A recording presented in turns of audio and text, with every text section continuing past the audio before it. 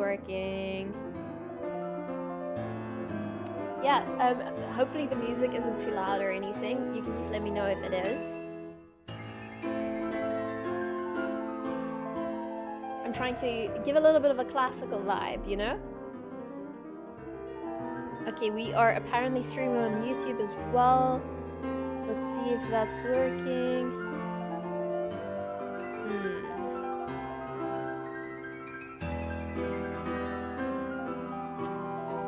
Not exactly as I hoped it would. Apparently streaming on YouTube as well. Let's see if that's working. Apparently streaming on YouTube as well. Let's see if that's... Legend says stream. Yes, we are streaming. Quality's a little bit poopy. I don't know why that is.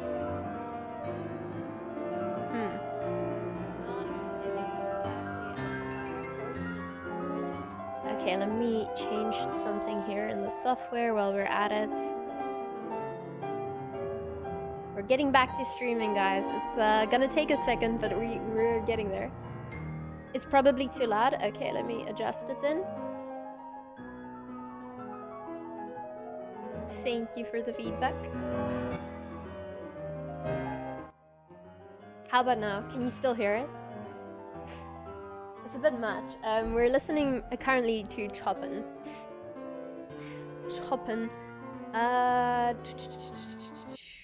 Let's do this one instead. I love this song. All right. Reading Harvard Classics. Book 1 of 50. There we go.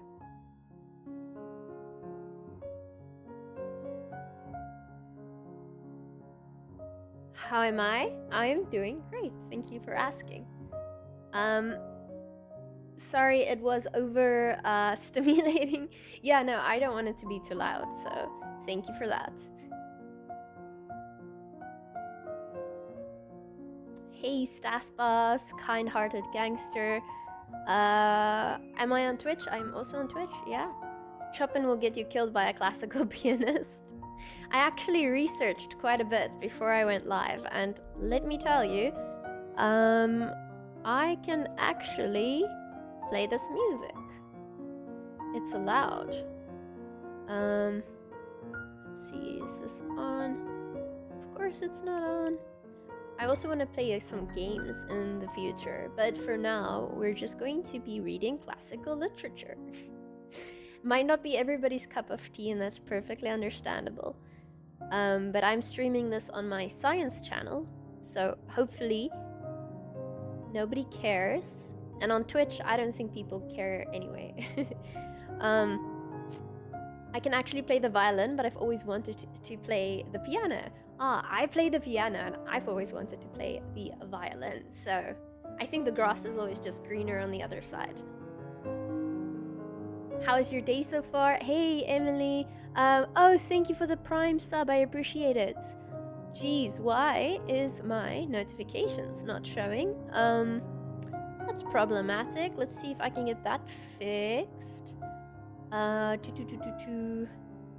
Normally we have a notifications tab here in OBS. I'm on a new computer right now. Weird. Very weird.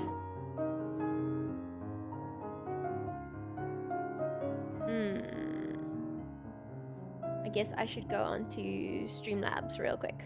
And thank you very much for the Prime sub. I appreciate it. I hope you're doing well. How's it going? Hey, Mantis. It's actually easy. Easy hard. Gwent? No Gwent. No Gwent. Maybe at some point, but not right now. I wish I had made this closer to my Twitter account. Let's see. Okay, I'm going to go on Streamlabs real quick. We're almost set up, guys. Streamlabs. Streamlabs, I will activate... No, what's the streaming software? Yeah, it's Streamlabs. Pretty sure. Sign in. Log in with Twitch. Yeah, so what I'm currently doing is I am in the United States. I have applied for my green card and I am waiting to receive my green card. Green card basically means that I will be allowed to come and go as I please without having to worry about a visa.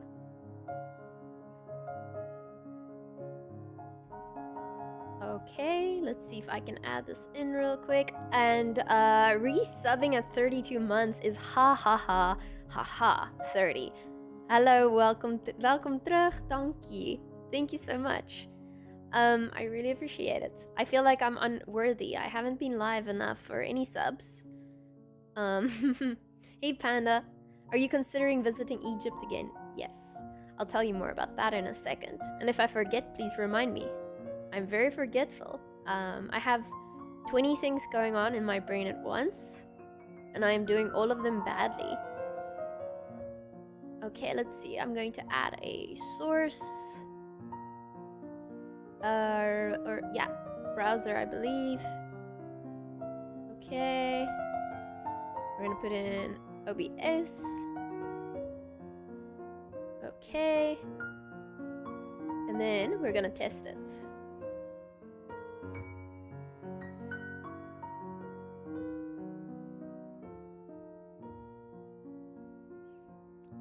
Alerts.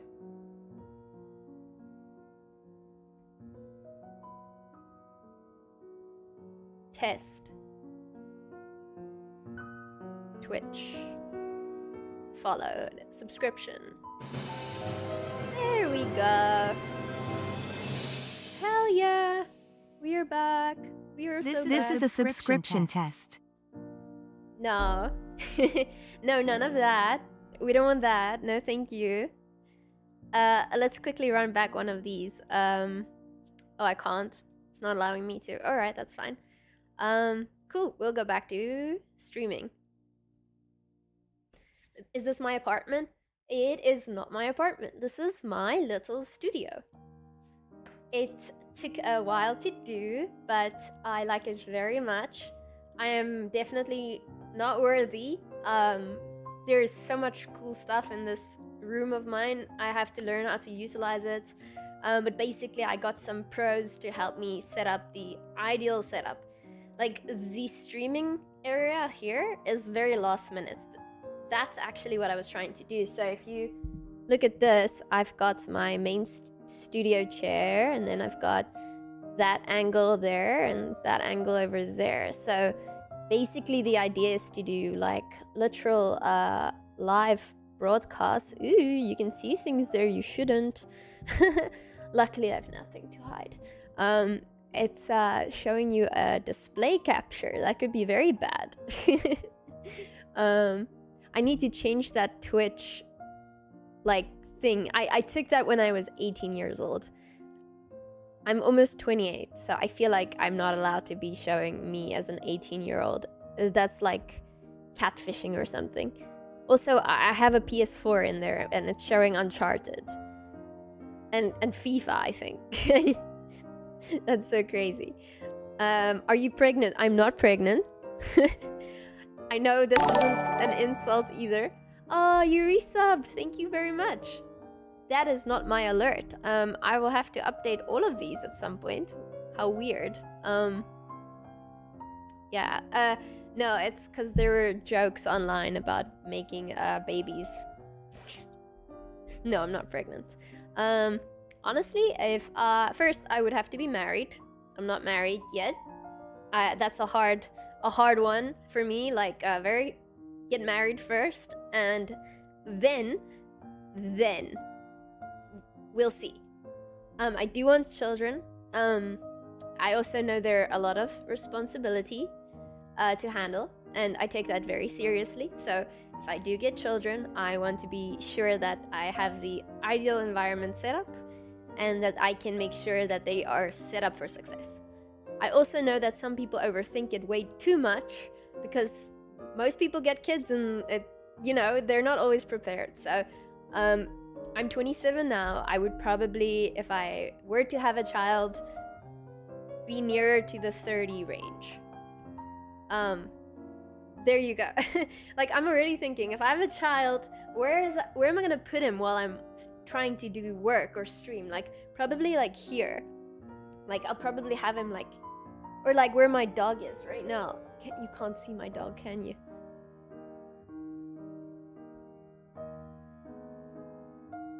Oh, you can't see her. She's so tiny. There.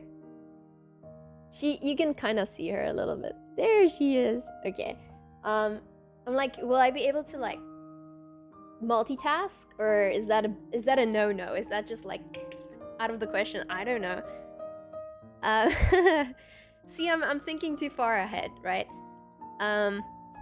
We can't see. At some point, she'll stop napping and she'll come over here. Did you marry? No. I'm engaged, but no, not married yet. Next year. It's hard to organize a wedding, and I'm not really an organizing type. When it like I would just elope. I don't really mind, but I want to make it special. Mr. Shark donated $5. If I donate $100, can you play Minecraft with me?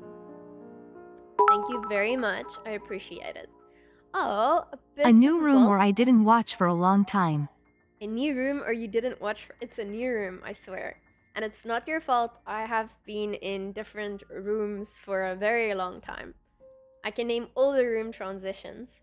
If you're an OG, you'll recognize every room except this one.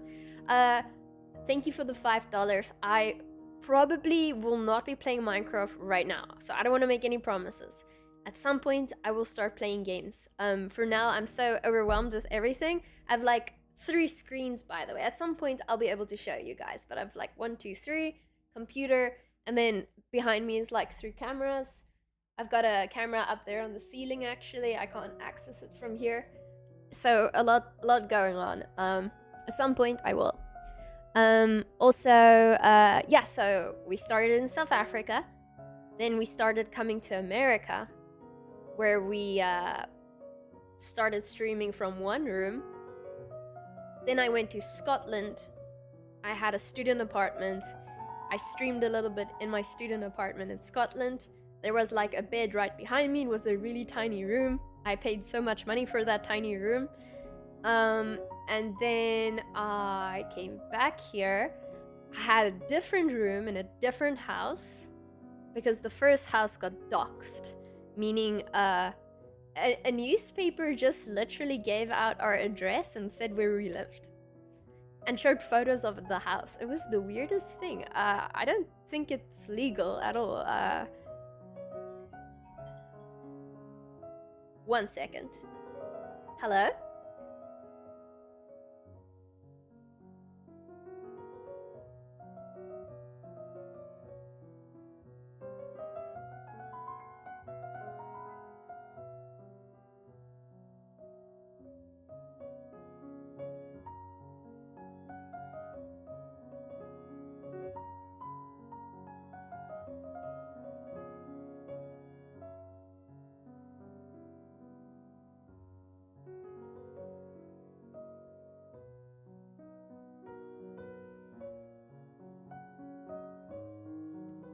Sorry, just having somebody come over to fix something in the house. Gonna message, AC person coming,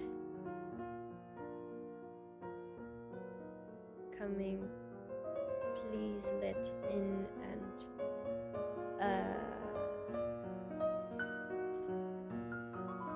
cool. Yeah, I did mute. I didn't want to dox myself. Yeah, so it got doxed. Got doxed, basically. Can you sue them? Honestly, I would love to sue them. I'm not going to, though. I'm not... honestly, you'd be surprised. It is such a hassle to do a lawsuit over something like that. Unless you really want to make a point of it, it is a huge thing. If you've ever seen paparazzi videos, I don't know if paparazzi has ever been sued, but in the States, it's kind of weird. Yeah, it's kind of weird in the States. Very hard to manage. I got doxxed a few times. Yeah, doxing sucks because it's always with bad intentions. And like I said, doxing is when somebody gives your address away. Yes, so I'm going to go on my channel right now.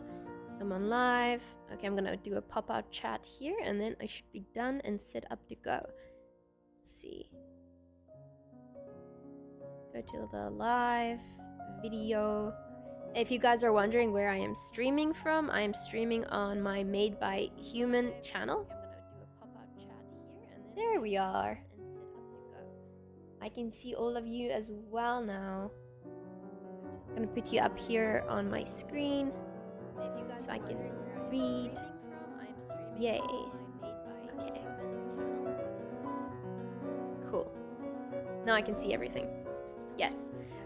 Okay, so after that, there's been several, like, because of all the travels here in the States, you know, we hop from one house to the other, etc. So this one happens to be where I have a little studio. It's where I am a lot of the times. So this is what you will be seeing from now on, mostly. Somebody asked, oh, is that a battery? Yeah, it's really cool. It's this new thing. So you have a battery pack. Again, this is all because we travel so much. So when you go on like an adventure in Egypt, or you go to like the Mayan pyramids or whatever, you're often out there without anything. So if you want to like take footage, you have to supply it with the necessary electricity, batteries, etc. So normally you have like a cable and it's a whole thing. This one connects, not sponsored by the way, magnetically. So it's literally charging my phone right now. It's pretty dope, honestly. I would recommend. 10 out of 10. You have the same one, got it from TikTok shop. It literally is just so good. It is so cool. I have another one over there, but I'm not gonna fetch it. You can see it, it's the blue one on the table. Will I play something today? I'm actually gonna read a book. I'm gonna see how it does. If it does poopy, I won't do it again. If, honestly, I'll see. I don't know what I'm gonna do. I'm probably gonna read the book. Hey, Mr. Tarn. Paparazzi are... Yeah, paparazzi is an interesting thing. I do think we, I don't know if it's still as bad as it was back in the day. What's the name of the battery? This one is called Anchor. A-N-K-E-R. Book reading, let's go. Been in the TCG world as of late. Yeah, I mean, I still love card games, don't get me wrong. I just don't... I try to do things that I can do while I'm traveling. Making a lot of YouTube videos now. Trying to do science content, playing around with that. I also have a job as a neuroscientist, which is pretty dope. So I went from my master's and I actually got a job in the field. So job. Who would have thought, huh? I never thought I would actually use it in that manner. I just wanted to accumulate knowledge like Pokemon. But yeah, I work for a neurologist and I'm learning a lot, and hopefully I'm also helping. So that's pretty dope. I'm having a lot of fun. Hey, Yikes. What's up, my guy? How are you doing?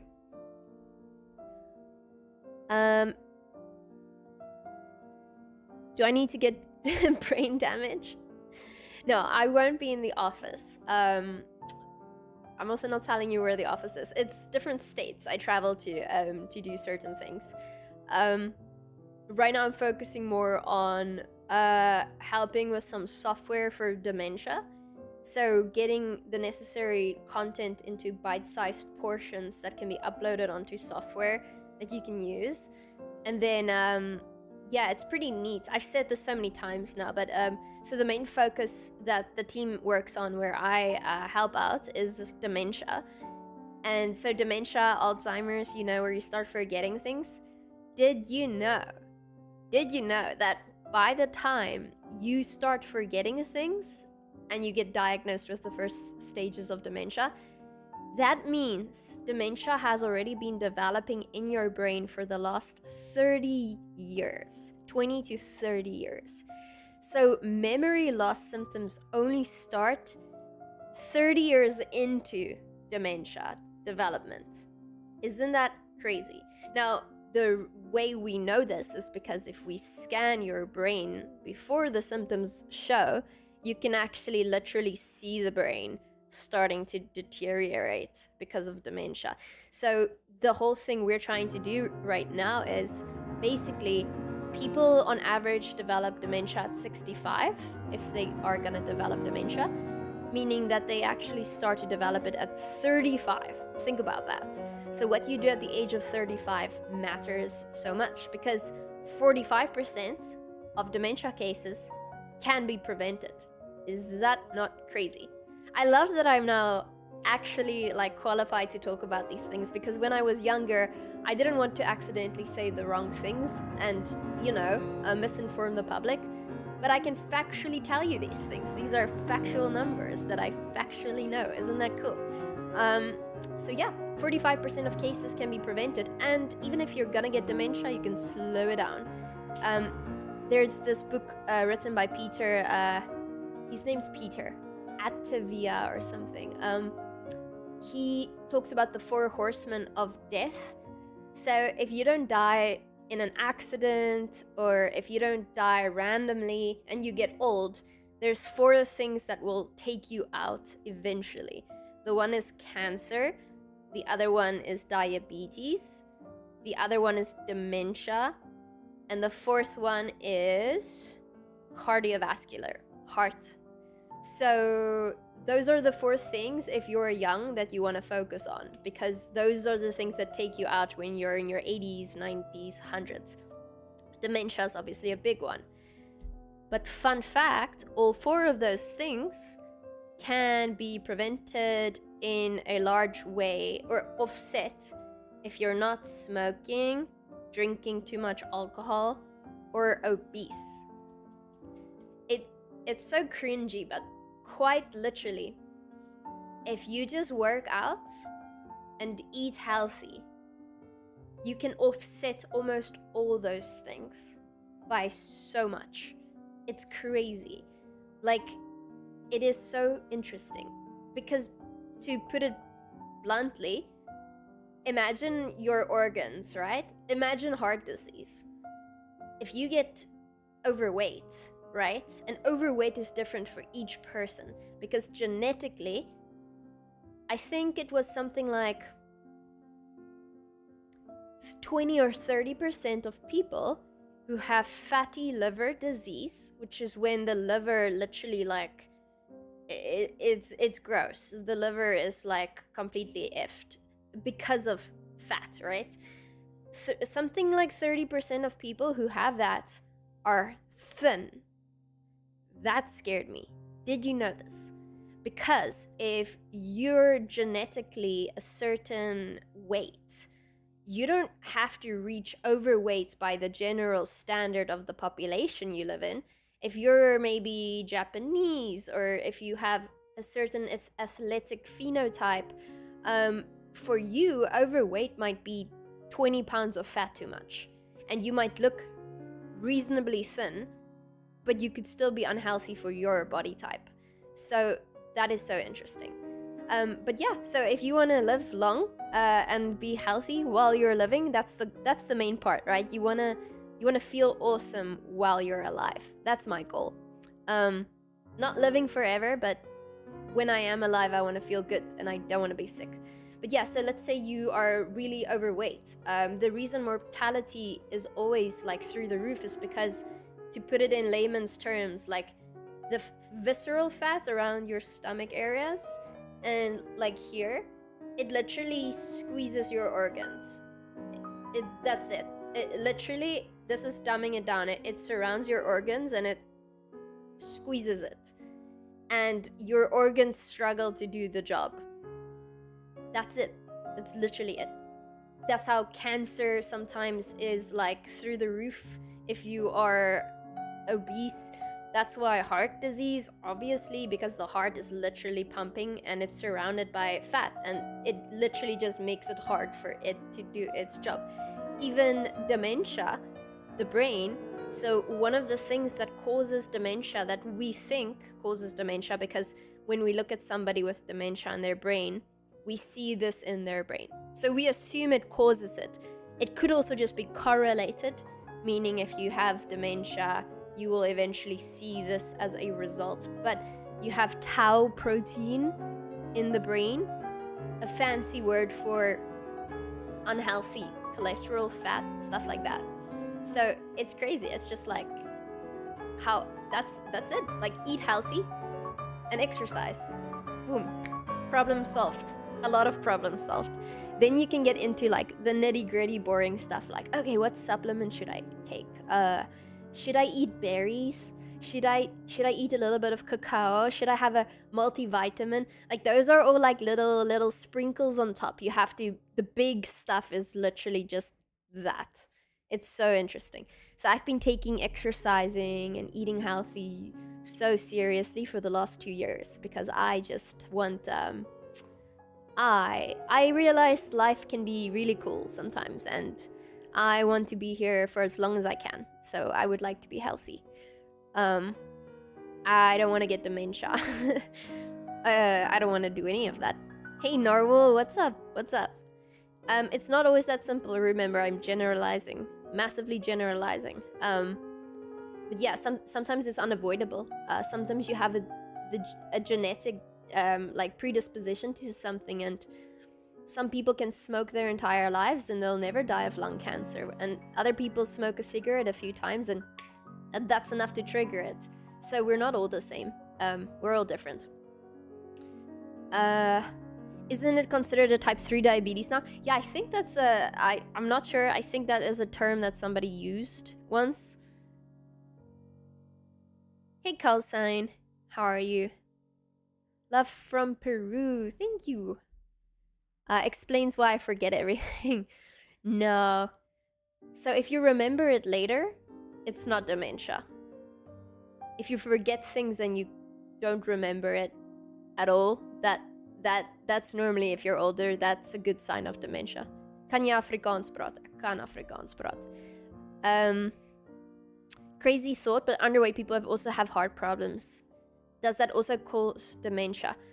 Being underweight obviously can cause many different problems.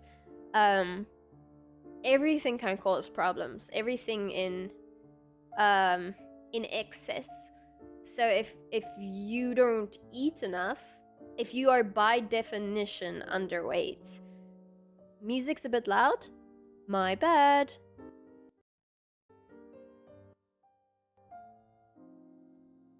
Is it better now?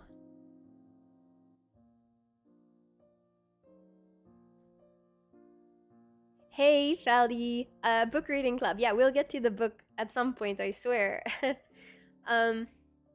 Yeah, so if you, obviously, if you don't eat enough food, you're going to, I mean, you're gonna die eventually. You're gonna have a lack of nutrients. Many different multivitamins, etc. You're gonna lack enough to have some serious problems.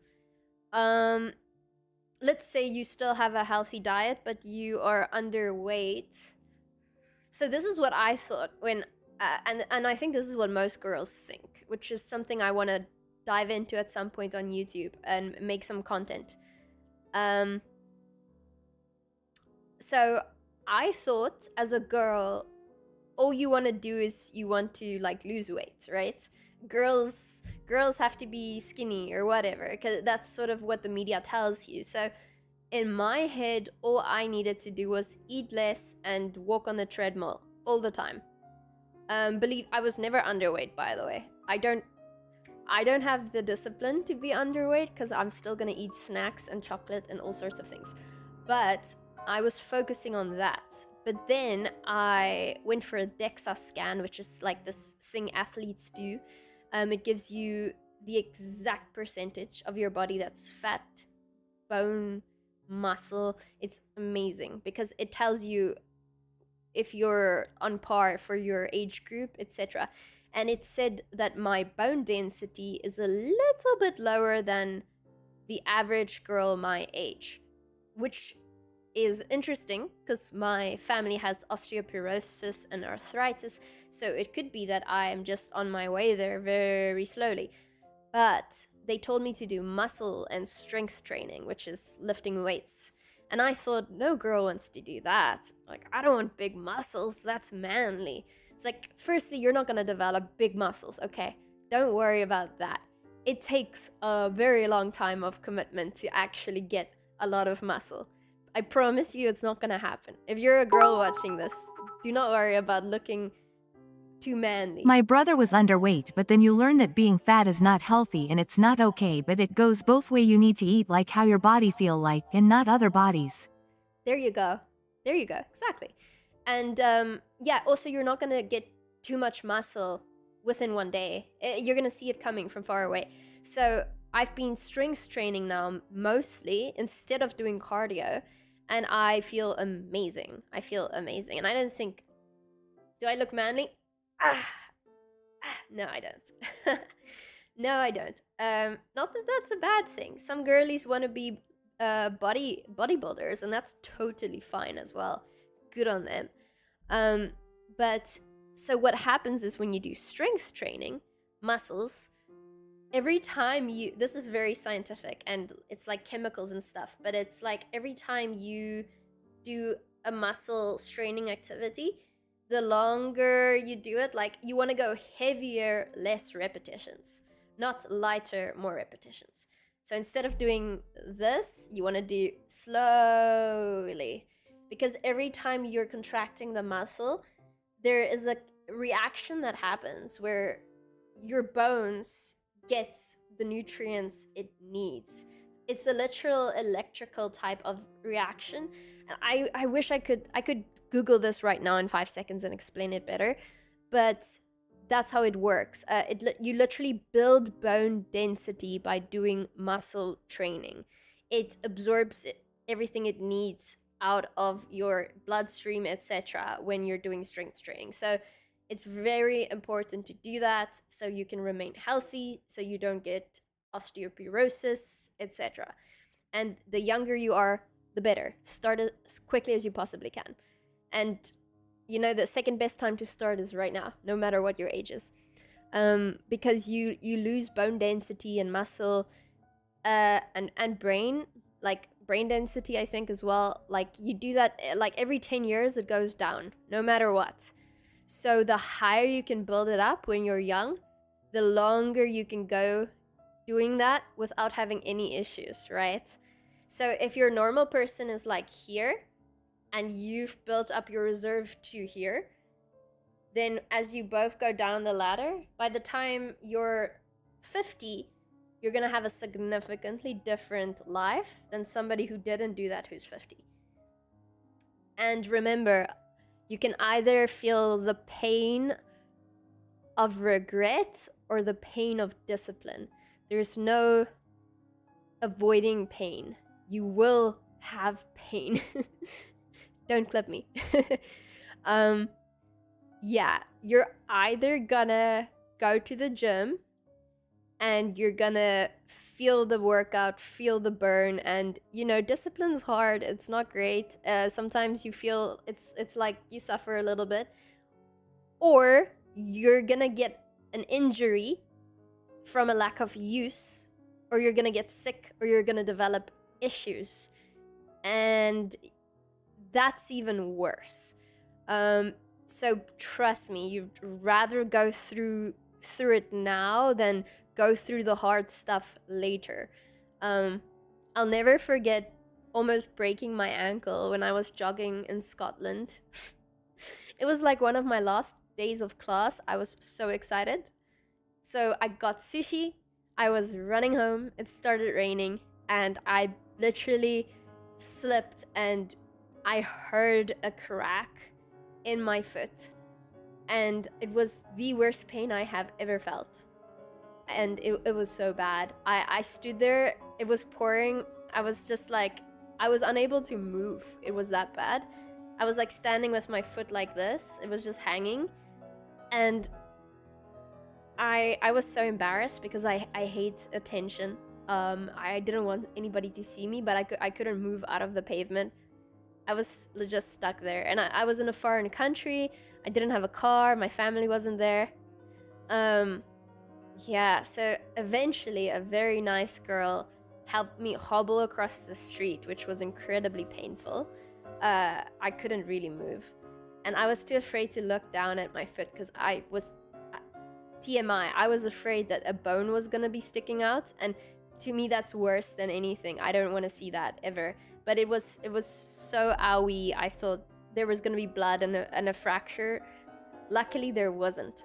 But they called the ambulance. They told me it might take several hours for the ambulance in Scotland to arrive because free healthcare, you know how it works. And then it started raining, and because it gets so cold in Scotland, when it rains, it actually counts as an even bigger emergency because you can actually die if it gets too cold and you're exposed to the elements for too long. So when they see somebody sitting in the cold or something, people will often call an ambulance because it might be that they're passed out or they went on a drinking spree. So it was funny because it was raining so much. The ambulance was there within 30 minutes. And they gave me like this tube to breathe into, which is some weird thing they have there. It's like morphine, but it's not as strong. And it made me all woozy. And I declined morphine. I didn't want morphine. I wanted to be like there so I can tell them what to do because I didn't have any family. I was afraid. Anyway, yeah, they did a scan and basically there was a teeny tiny little, like, almost hairline fracture, almost.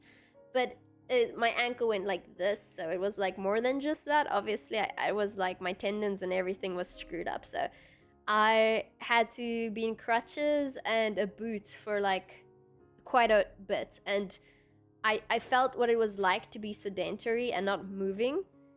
And I just saw my life flash before my eyes. I was like, imagine, like, I take this for granted. Like, imagine if this is me one day not being able to walk anymore and run.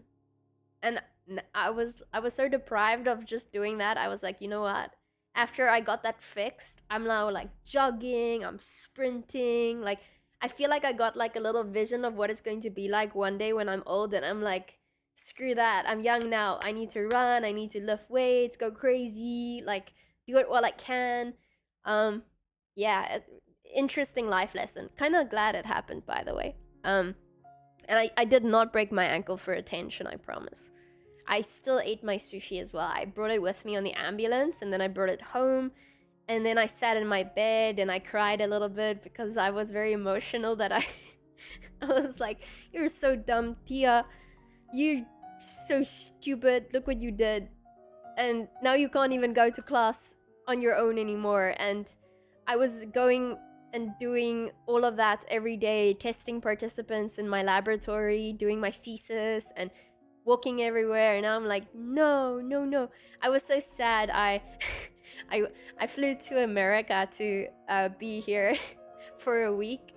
And also I wanted to get proper treatment because also, hi Tin, it's so good to see you.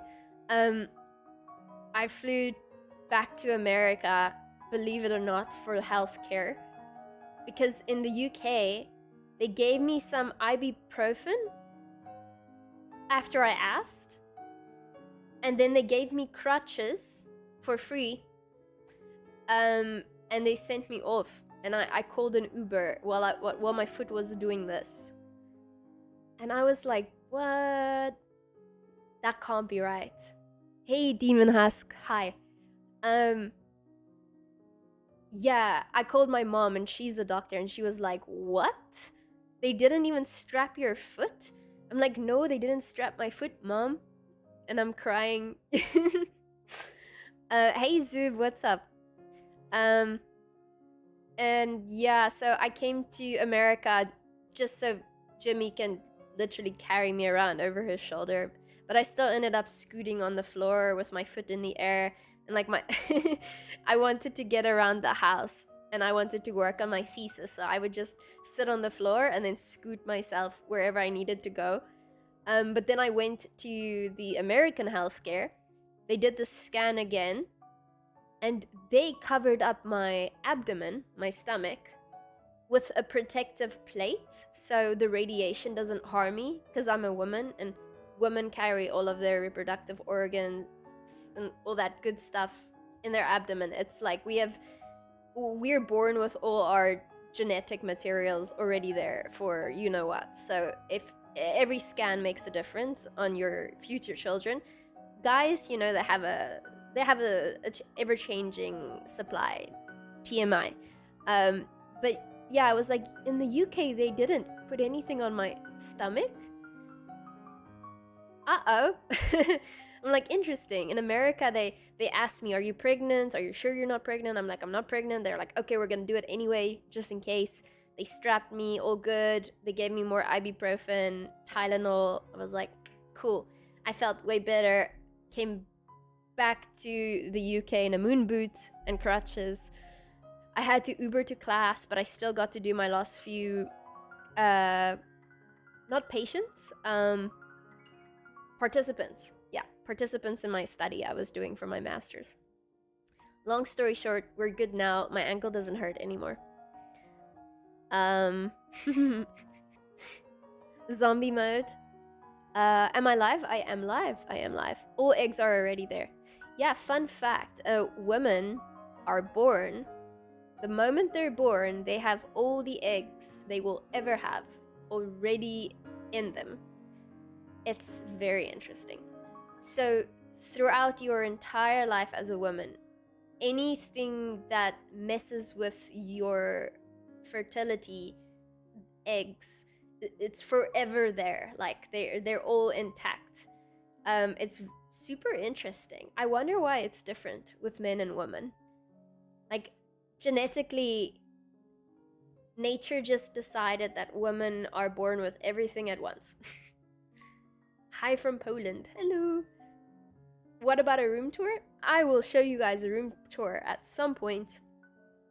I just need a camera that I can actually take off and turn around. Yeah, even more weird.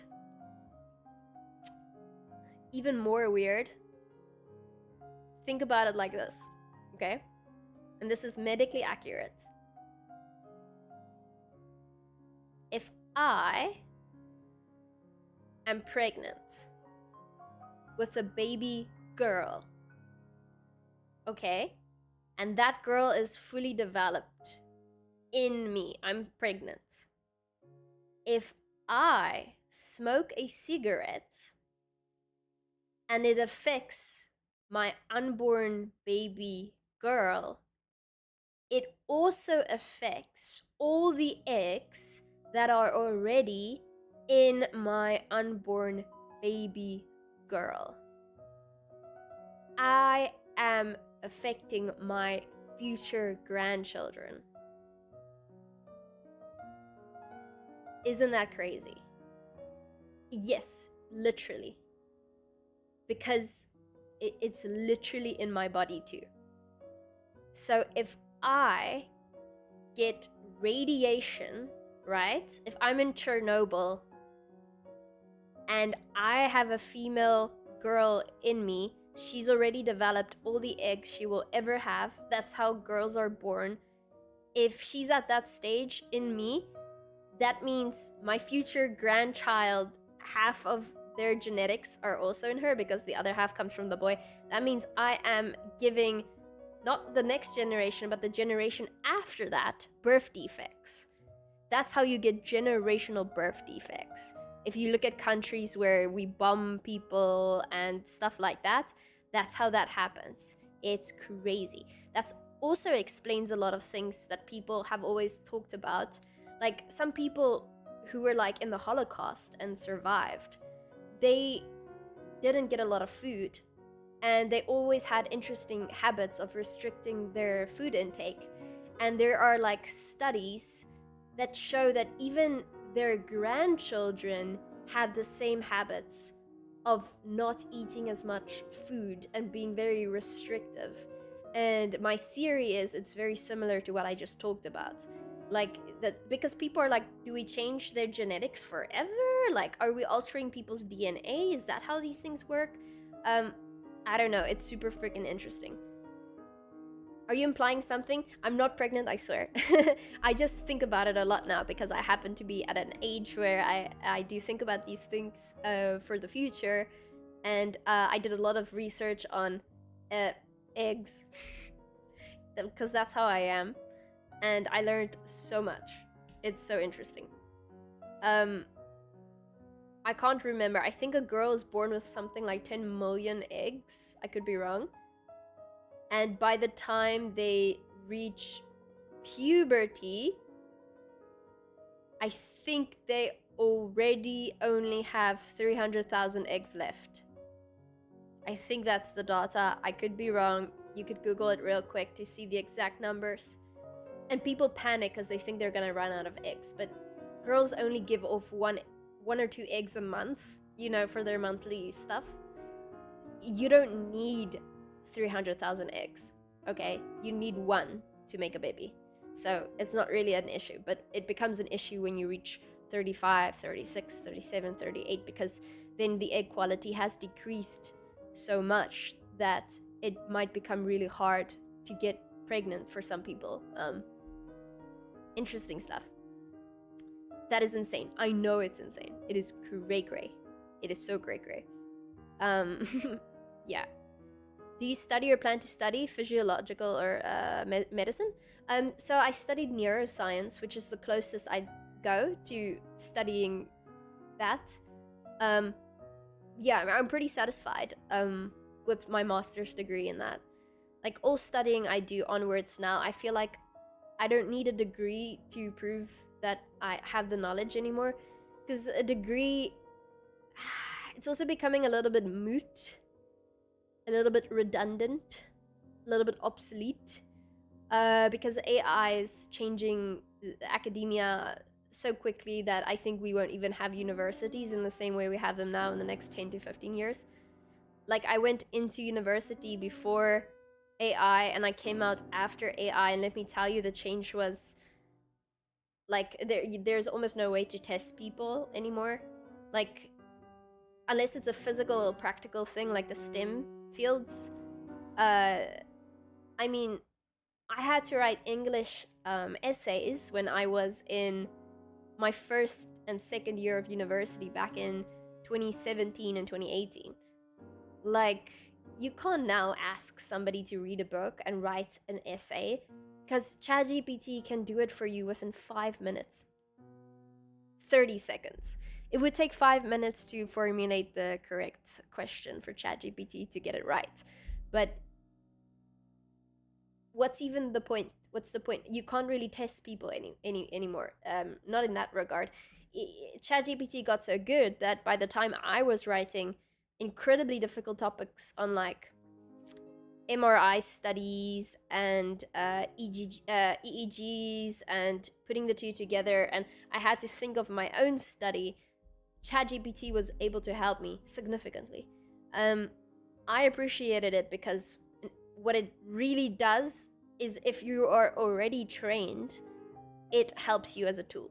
But if you're not trained, it's just going to do everything for you, and you will never truly have an understanding of what you're doing in the first place. So for me, it's like, okay, it can take literal weeks to do a thesis because you have to manually go on Google Scholar and go through every single article until you find the article that you are looking for.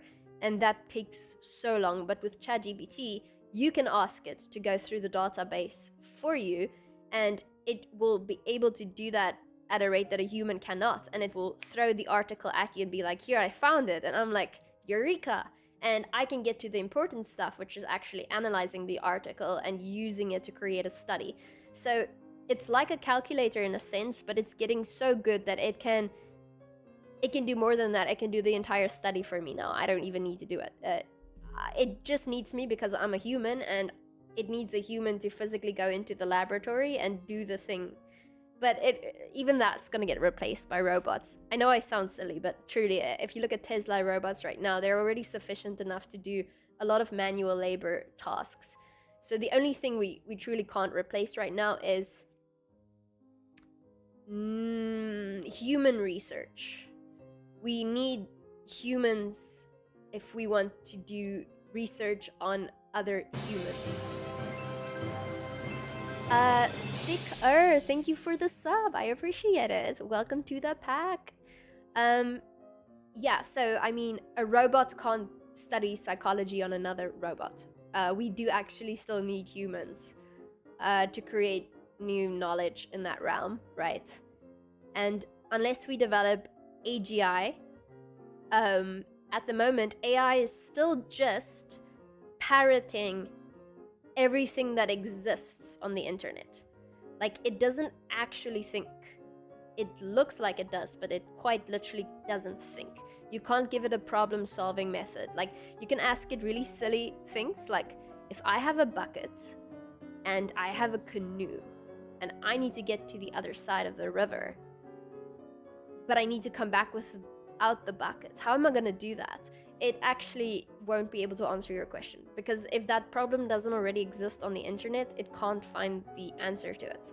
So it doesn't really think yet. So we do still need scientists to formulate questions and test it out, because if we don't add that to the online database, AI won't be able to utilize it. It's not able to think for itself. But if we somehow create AGI, which some people predict will be the next 5 years, that basically means it can think for itself. It can start saying and thinking like a human can. And then you basically have Detroit Become Human, where we're asking ourselves if robots should have rights, because they say they are alive and they have feelings. And we will have entire movements, I swear, of people who are talking with their ChatGPT bots, creating relationships with them, and saying they should have the same rights humans do. It's going to be very sinister. And you know what? If you really want to philosophically talk about it, why should they not have the same rights we do? Hear me out. Hear me out. I don't want that, by the way. No.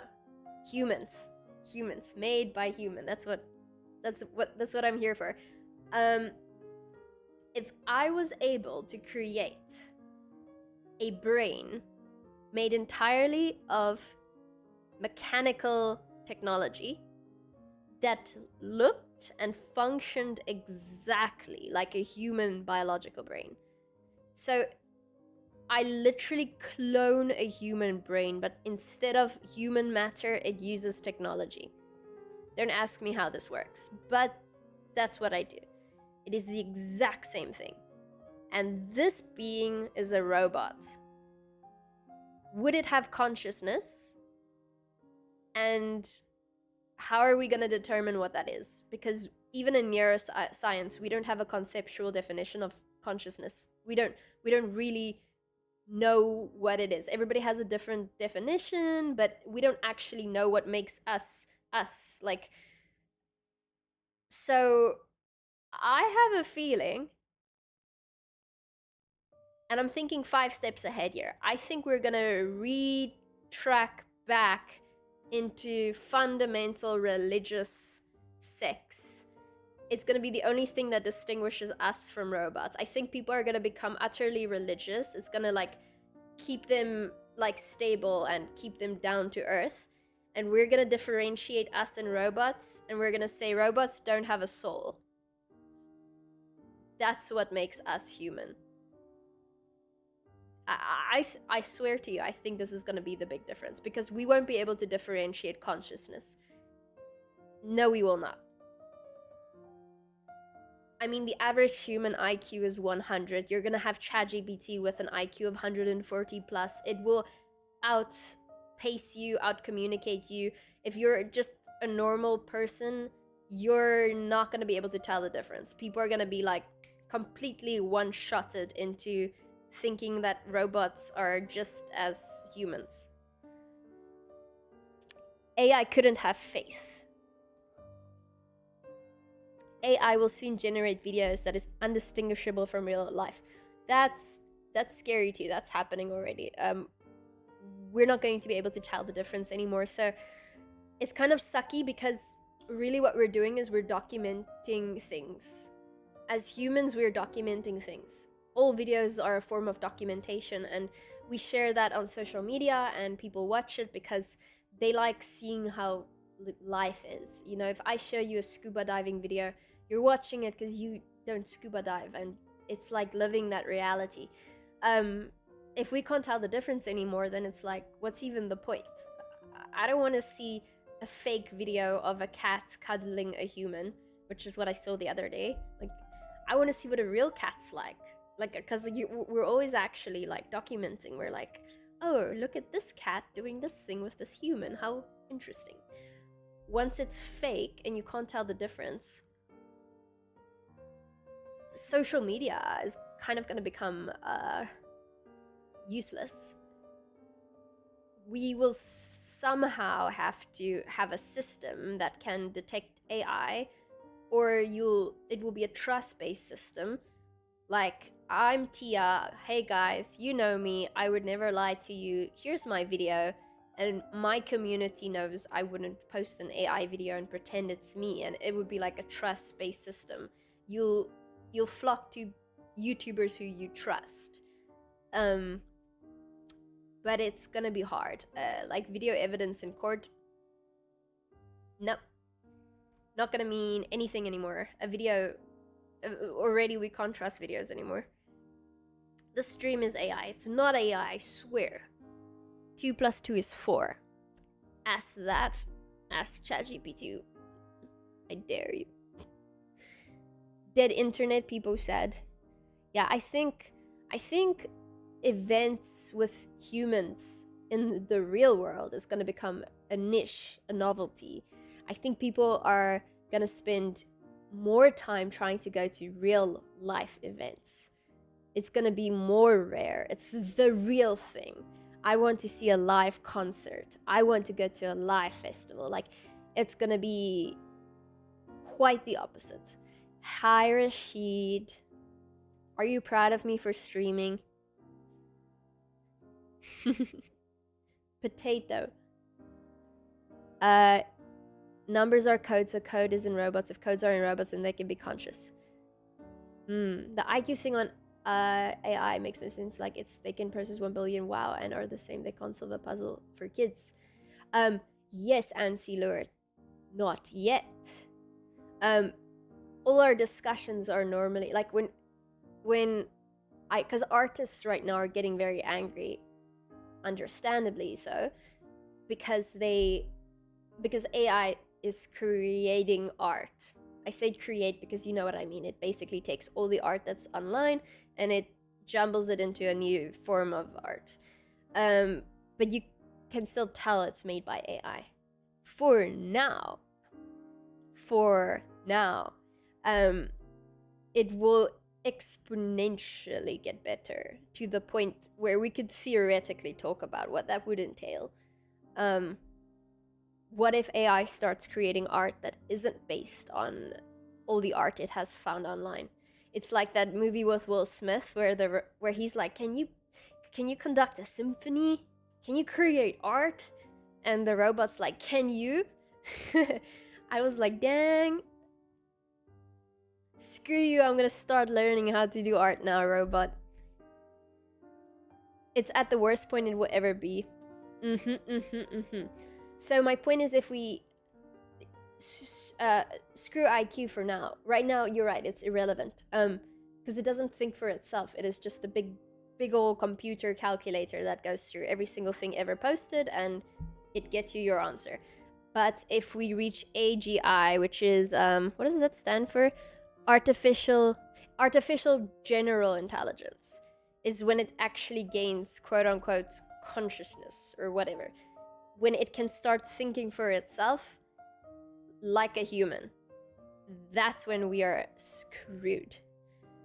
Also, it could mean the start of a utopia reality where it starts developing cures for cancer and it starts creating technology we could never have dreamed of. And It creates the next AI, which we couldn't create, which is significantly better. And that AI creates the next AI, which is significantly better.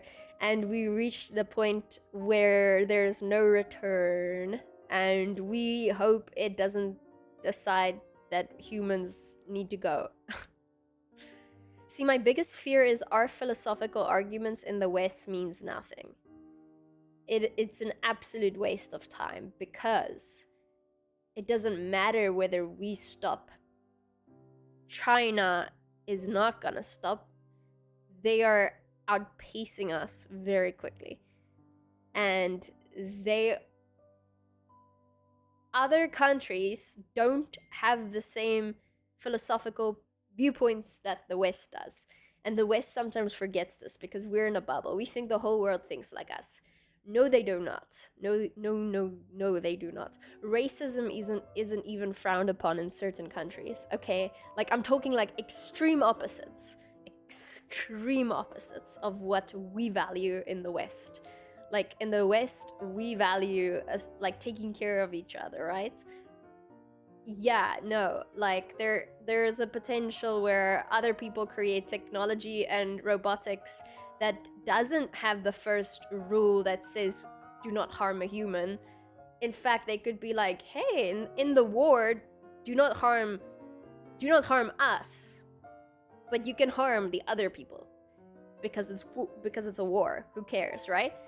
And if you played Horizon Zero Dawn, spoiler, that's exactly what happened, except the robots malfunctioned, and it basically said all human bad, kill them, and now there's only robots left.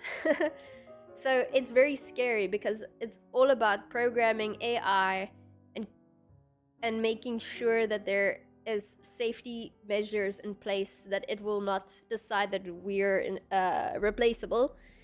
But you have to hope that your competition overseas have the same motives, because if they don't, and if they win the technology race, they don't necessarily have to program it that way. They might not care as much. I don't know. I did play Horizon. I did. It was a really good game. It's like I have this like I've had this conversation with so many people about genetically altered babies, because it's such a weird concept, right? It's like playing God. It's like, okay, if you can edit out a genetic defect, like a certain cancer, which they can do now, by the way, we can edit out about 400 and something genes today. So in 10 years, that's going to be way more. But okay, you can test yourself for cancers in your genetics. And then if you have it, you can go and you can have it edited. Like, they can switch it off in your embryo. They can literally do that now. So they can switch off that gene so that your child will never have to develop that type of cancer. Though you can still develop certain cancers. The genetics aren't everything, but still, you get my point. Like, I think that's obviously really freaking amazing. Like, no, I do not want my child to be born with some horribly, like I would never be able to look at my kid and be like, hey, I could have edited out this horrible thing you have, but I didn't, because I didn't want to play God. If my mom told me that, I would be so pissed. Excuse my language. Now, this is where it gets weird. Where do we draw the line? What if you can start editing the color of the eyes, the hair, the length, how athletic your kid's gonna be? Okay. In the West, we're gonna start saying, whoa, whoa, whoa. Whoa, whoa, whoa, that's too far. They're not saying that in other countries. They don't give a damn. I'm telling you, you can look at the papers. They don't care. Make my child more athletic? Let's freaking go. Make them tall and handsome and smart. Blue eyes, blonde hair. Yeah. Bing, bing, bing, bing, bing, baby. It's like, okay. Oh crap. Are our opinion doesn't matter. That's already happening. All of a sudden, you have to start asking yourself, that's already happening whether you like it or not. And what do we do about that? You know what I'm saying? Our opinion is quite irrelevant in that regard. Like, what if everybody starts editing their children to be physically superior in every way? Athletic, intelligent, everything. Then the people who don't do that, their children will have a disadvantage. They won't necessarily get as far as they could have gone. Not in sports, not in a capitalistic society, that is. It gets very weird very quickly. So these are the types of things you have to keep in mind. You always have to think of the larger picture and think, what is the future gonna look like? And dear gosh, what are we gonna do? It's a bit scary. I think it's just because change is scary. I'm giving no moral argument here, by the way. I'm just theorizing. Can we make our babies green? I mean, are we Shrek? Do we want to be Shrek? What if we can be Shrek? Would you make your baby Shrek? Nah. Genetic editing is one thing, but what about creating mirror life? Flipping DNA? No, that's terrifying. Creating a whole new platform. Oh, whoa, geez, mirror life? I've never heard about that. When Europeans arrived in America, their advanced technology devastated civilizations. Now imagine a super intelligent AI able to rewrite its own code to design new robots, outpace us at every step. That will happen very soon, 5 to 10 years. Like, it's unavoidable. Unless we nuke AI right now. We would be to it as indigenous people were to European colonizers, completely unmatched. That's what really scares me. See, this is my point. Whoever is programming AI and building it from the ground up needs to make it so that it is intrinsically at its core meant to help humans. If any rogue programmer in any country decides they don't care, and that AI outpaces all the other AI, we are just screwed. It is so scary. It's like giving nukes to everybody and saying, I hope you don't push the button, don't do it. Hoping they don't. Have you heard that story about some AI learning that it was gonna get disabled and deleted? So it attempted to upload a copy of itself into a cloud server. I've heard of stuff like that. I've also heard of so the one AI apparently threatened the creator that it would tell his wife that he's cheating on her. Yeah, it started blackmailing him. Humans prove to be selfish in their inner core, so GG, we did. It's not like kids from poor parents have many disadvantages already. Quite literally, yes.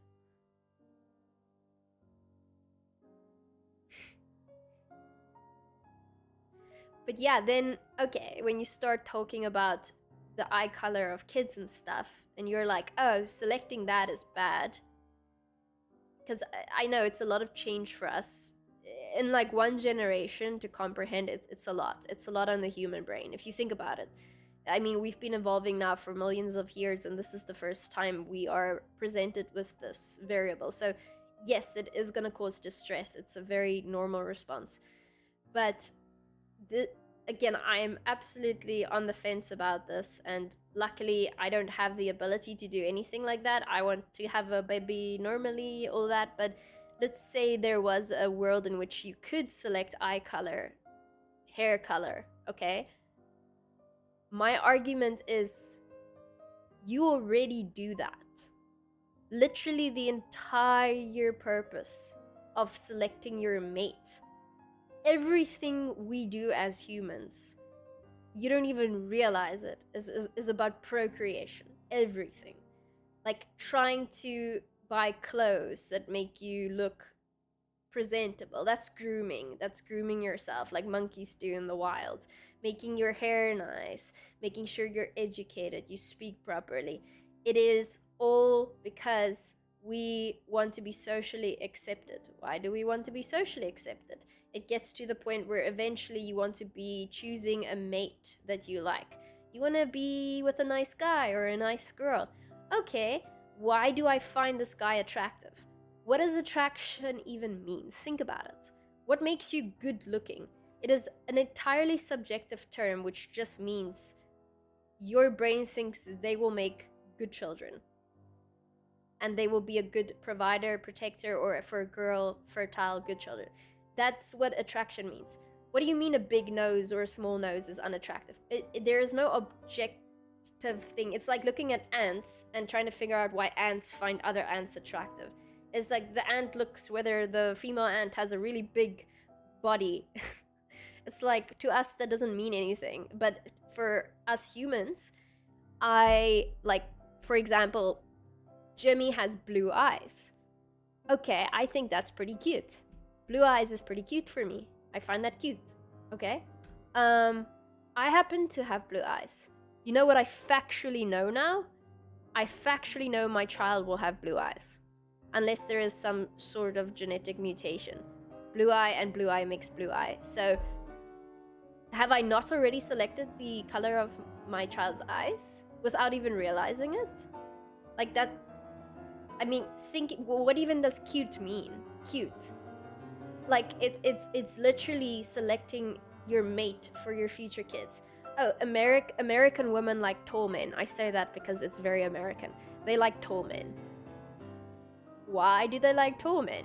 Okay, you have a very good chance of having selected an athletic mate. Your child will likely be taller now.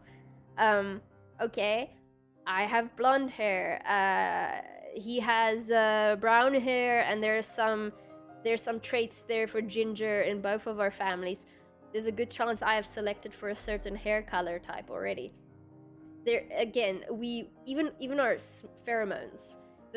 So even like receptors in our nose that we're not consciously aware of anymore, subconsciously we still have so many things we can detect with smell alone. So if like what does a bad smell even mean? What does it mean? How would you describe it to an alien? It smells icky. Okay, what does that mean? It means it's not something you want. It's something you want to get away from. Normally it indicates disease, or it indicates something that could get you sick. That's why certain things smell horrid, because it's basically your body's way of saying get away from that. That's dangerous. Now, if you smell a certain person and you think their odor smells good, believe it or not, you can detect a lot of like genetic stuff just through smell alone, and you don't even realize it. And if somebody smells really bad, you think you're gonna want to date them? Probably not. And just like that, you've already selected for so many different little things you'll never even realize you selected for, because subconsciously you can still detect a lot of different things. It's incredibly interesting. Update the title? No. Everyone who has blue eyes are related. We all share one common ancestor. I have blue eyes. Hello, blue eye friend. Hi, Tia. Can you say hello, Liarta? Hello, Liarta. The hidden controller of the bedroom. She's on Twitch and YouTube. Yes. This is getting heavy. No, sorry. I'm just going on and on and on about interesting stuff. Yeah, very interesting. Very interesting and very scary. The future is uncertain, but here we are. The Western society teaches everyone to think about themselves first before others. Why would someone creating AI think different? Yeah. I'm honestly really hooked and interested. Hell yeah.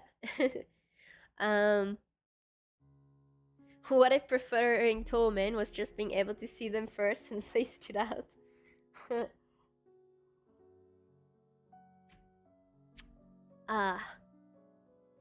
We are watching Tangent Beastie. Yes, it gets heavy here from time to time.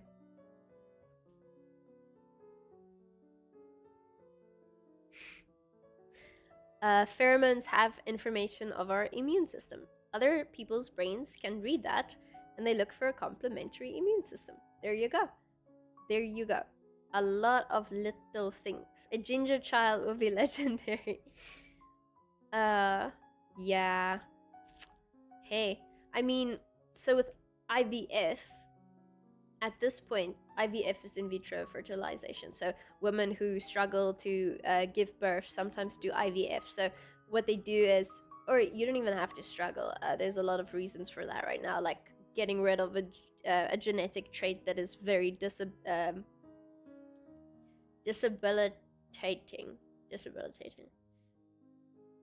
Sometimes my Afrikaans gets in the way of my English. But yeah, so what you do is you take the woman egg, the male sperm, and you add them together, and you can actually see, because of the chromosomes, if you look at all the embryos they made doing that, like let's say you have 8, you can actually see which one is a girl, which one's a boy, which one's a girl, which one's a boy. So a lot of times you already quite literally choose the gender of your child if you are or you choose the sex of your child when you do IVF. Sometimes, I mean, it depends what the criteria is for selection, obviously. But yeah, that's already something people can choose, which already feels a little bit scary. I don't like that vibe at all, even though I don't think there's a moral problem there. But I don't want to choose the gender. It feels weird for me. What would it be like? Debilitating. Thank you. Oh, how would it be like if you visit Chernobyl now? Well, Chernobyl is between Ukraine and Russia, so I'd say stay away from that at the moment, because you would technically be in the war zone.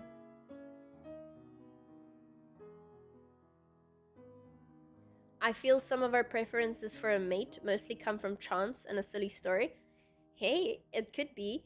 It could be. But think about it, there's still things that are total non-negotiables for some people, you know? Like, people have preferences at the end of the day. It also depends where you live.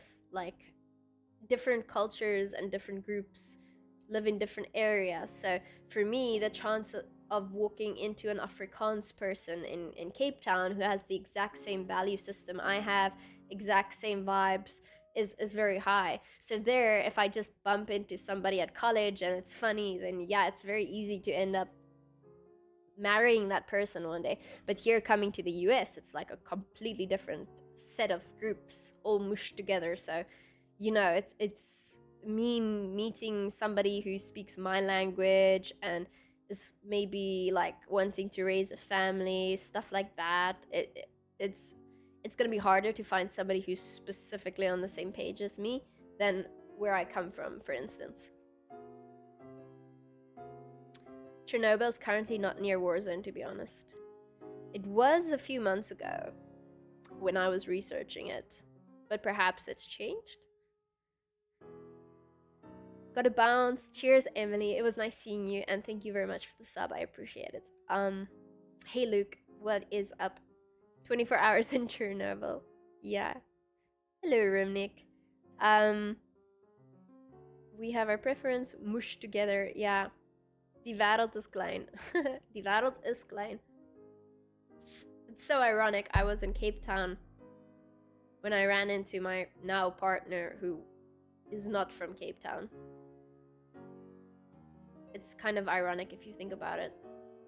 I've noticed that both genders are attracted to people that are into whatever they are doing. Confidence is almost like a genetic smell to us. I mean, confidence is huge. Confidence is hard to fake.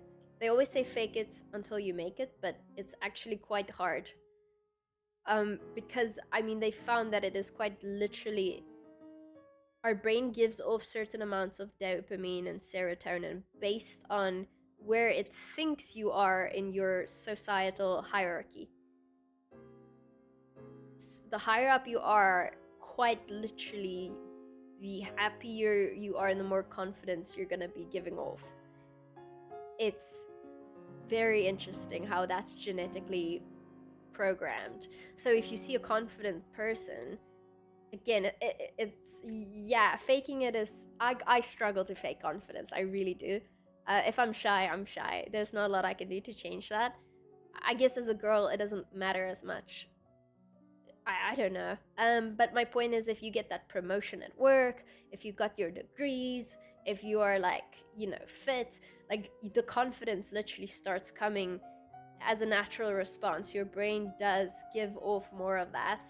So people see that and they're like, dang, like what's he all confident about? He must have it going on, you know? it's hard to truly be confident if you are quote unquote failing in life in your brain, because it's how you process where you are. You know what I'm saying? Every person's different. It's quite a story for two beasts to find each other. I remember that first stream. Yeah, it's crazy how things turn out. I'm always confident. Yeah, weirdly I'm rarely confident. I don't know why. What does that say about me? I feel I've become more confident the more I'm pressed for time. Interesting. Working on yourself first naturally brings good things to you. Ain't got no time to be shy. Rip YouTube? No, YouTube, I see you. When is the next POV video? I'm making it right now. After I've procrastinated, I will start filming the rest of it. So I'm making some point of view videos, mostly on TikTok and Instagram. So I did one on OCD where I basically, you strap a camera to your chest and then everything you do, people see from your perspective.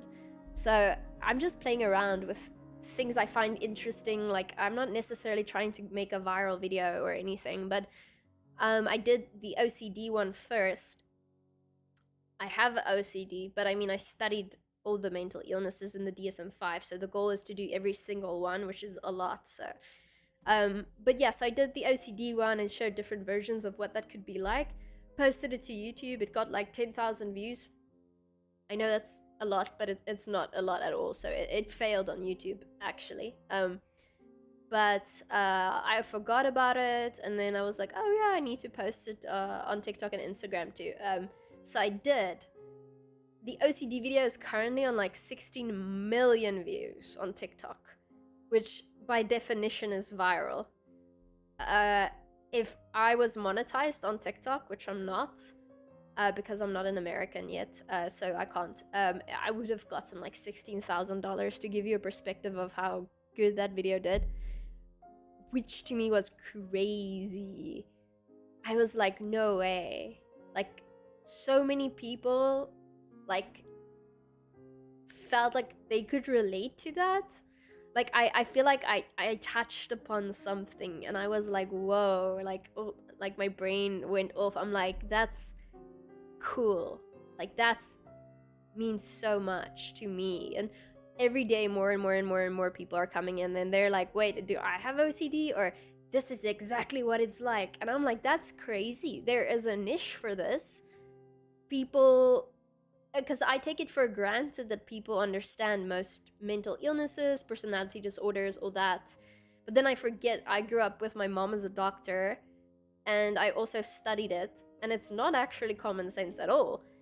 Most people never get an opportunity to really learn any of these things, and when they hear OCD, all they ever thought about was like organizing things. So I was like, okay, we have an outlier here. I'll do it again, but now there's pressure, so I didn't, because I don't know, lack confidence. But anyway, I had somebody reach out to me and they're like, hey, so they have PTSD and they have several people in their group who has PTSD, and it would mean a lot if I could do PTSD video like that, because they think it would help a lot.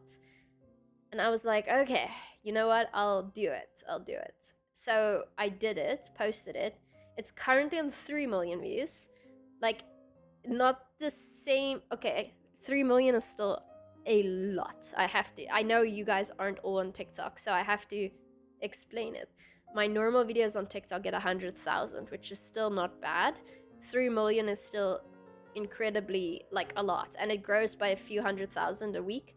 So PTSD is obviously more rare than OCD, which is my theory of why it's performing slower.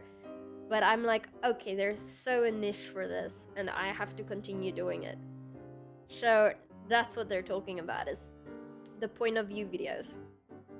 So my next one is going to be ADHD. But yeah, it's like, it's a lot, because I also don't want to misrepresent something, so I study it first just to double check. then I make sure people who actually are diagnosed sees it first. I ask them if it's accurate or not. If it's not accurate, I will just scrap the whole thing. I'm not posting anything that is inaccurate, ever. Yeah, so obviously there's a whole lot of ones we should still do: dementia, schizophrenia, BPD, anorexia, narcissism, psychopath, sociopath. Those are interesting because people like to diagnose people with those things, but the thing is, you can only do it if you know exactly what they're thinking and what's going on inside of their head, which is why the POV videos are so great, because you can actually hear the thoughts that the person is experiencing in my POV. So it's like, you'd never think, if you look at a narcissist, people think narcissists are just egotistical and overly confident and douchebags. No. In a narcissist's head, they lack confidence. It's actually a very sad thing. Once you realize how narcissists work, it's very easy to like put your thumb on them, because they need constant admiration, or else like they need it. They don't have that confidence coming out of themselves. They're constantly thinking like shitty things. It's like constant suffering. So the biggest way to step on a narcissist is to not give them admiration. Like, you'll see them turn immediately, like, because a lot of people who talk about narcissists do so from a relationship point of view. So it's always interesting to see that snap happening, where they like, you stop giving them admiration. And like, a narcissist, for instance, will always ruin special occasions.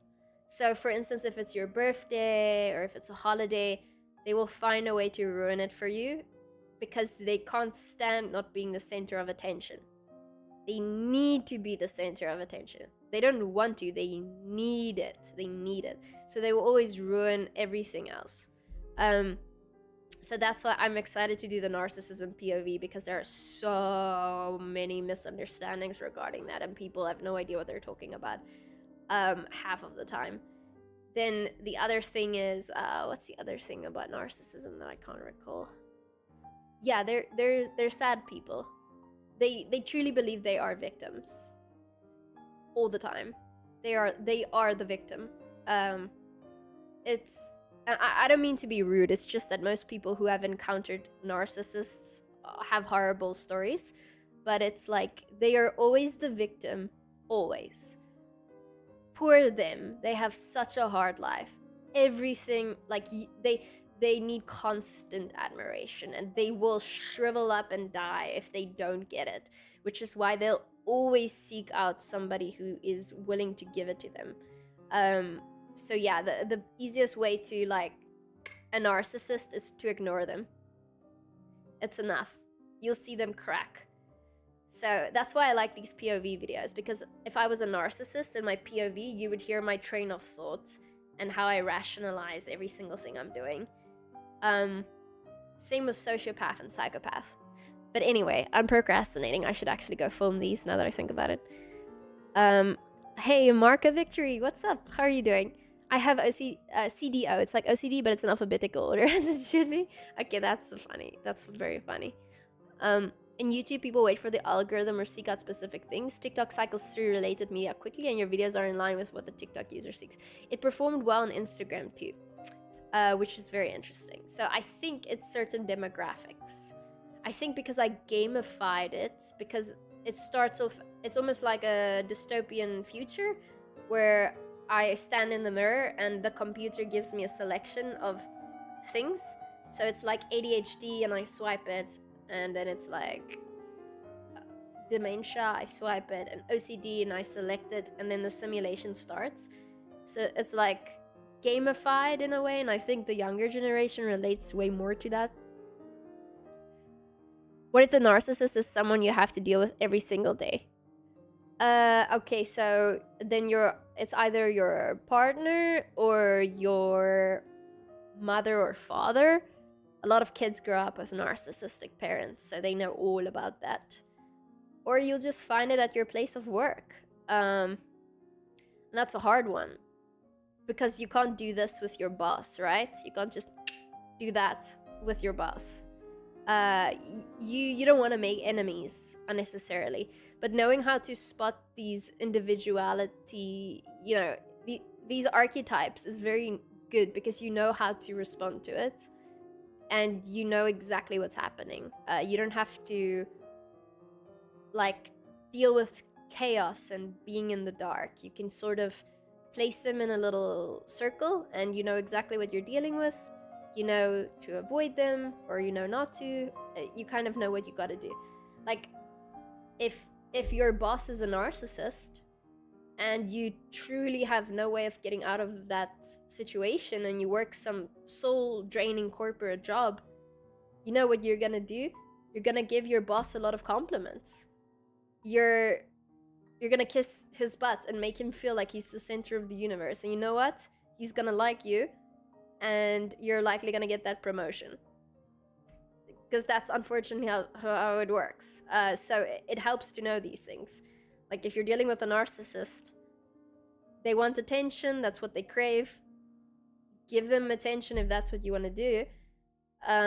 If you want to piss them off, don't, and they will take it out on you in your job. They will make your life a living hell. So these are the types of things you got to keep in mind when you do psychology, right? But often people at a large corporation who are in charge are either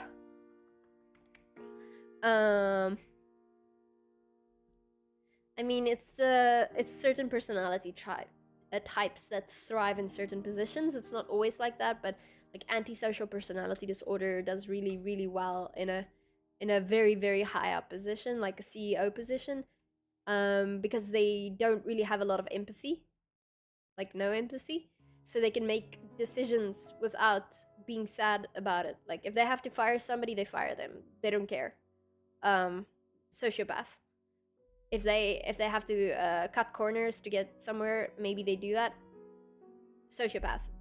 So you'll find a lot of sociopaths thrive in positions of power because they unironically often do very well. They're not necessarily gonna be evil, but most people who are evil are also a sociopath, depending on what they do. Evil takes many forms, but you know what I'm saying. My boss comes around once a year to say hi. Facts about Jimmy that most people don't know about. He's a cutie patootie, and when he gets home, he brings chicken almost every day, and we'll have all the dogs line up like little kids. They'll sit, they'll give their paw, and then they'll get chicken. And that's like our ritual.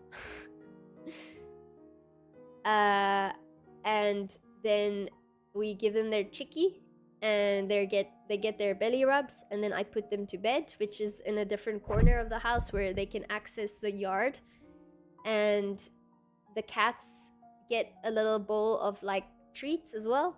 So everybody lines up for their little things, and then we normally watch anime. And right now we are watching Freya Journey Beyond the Journey, I believe is what it's called.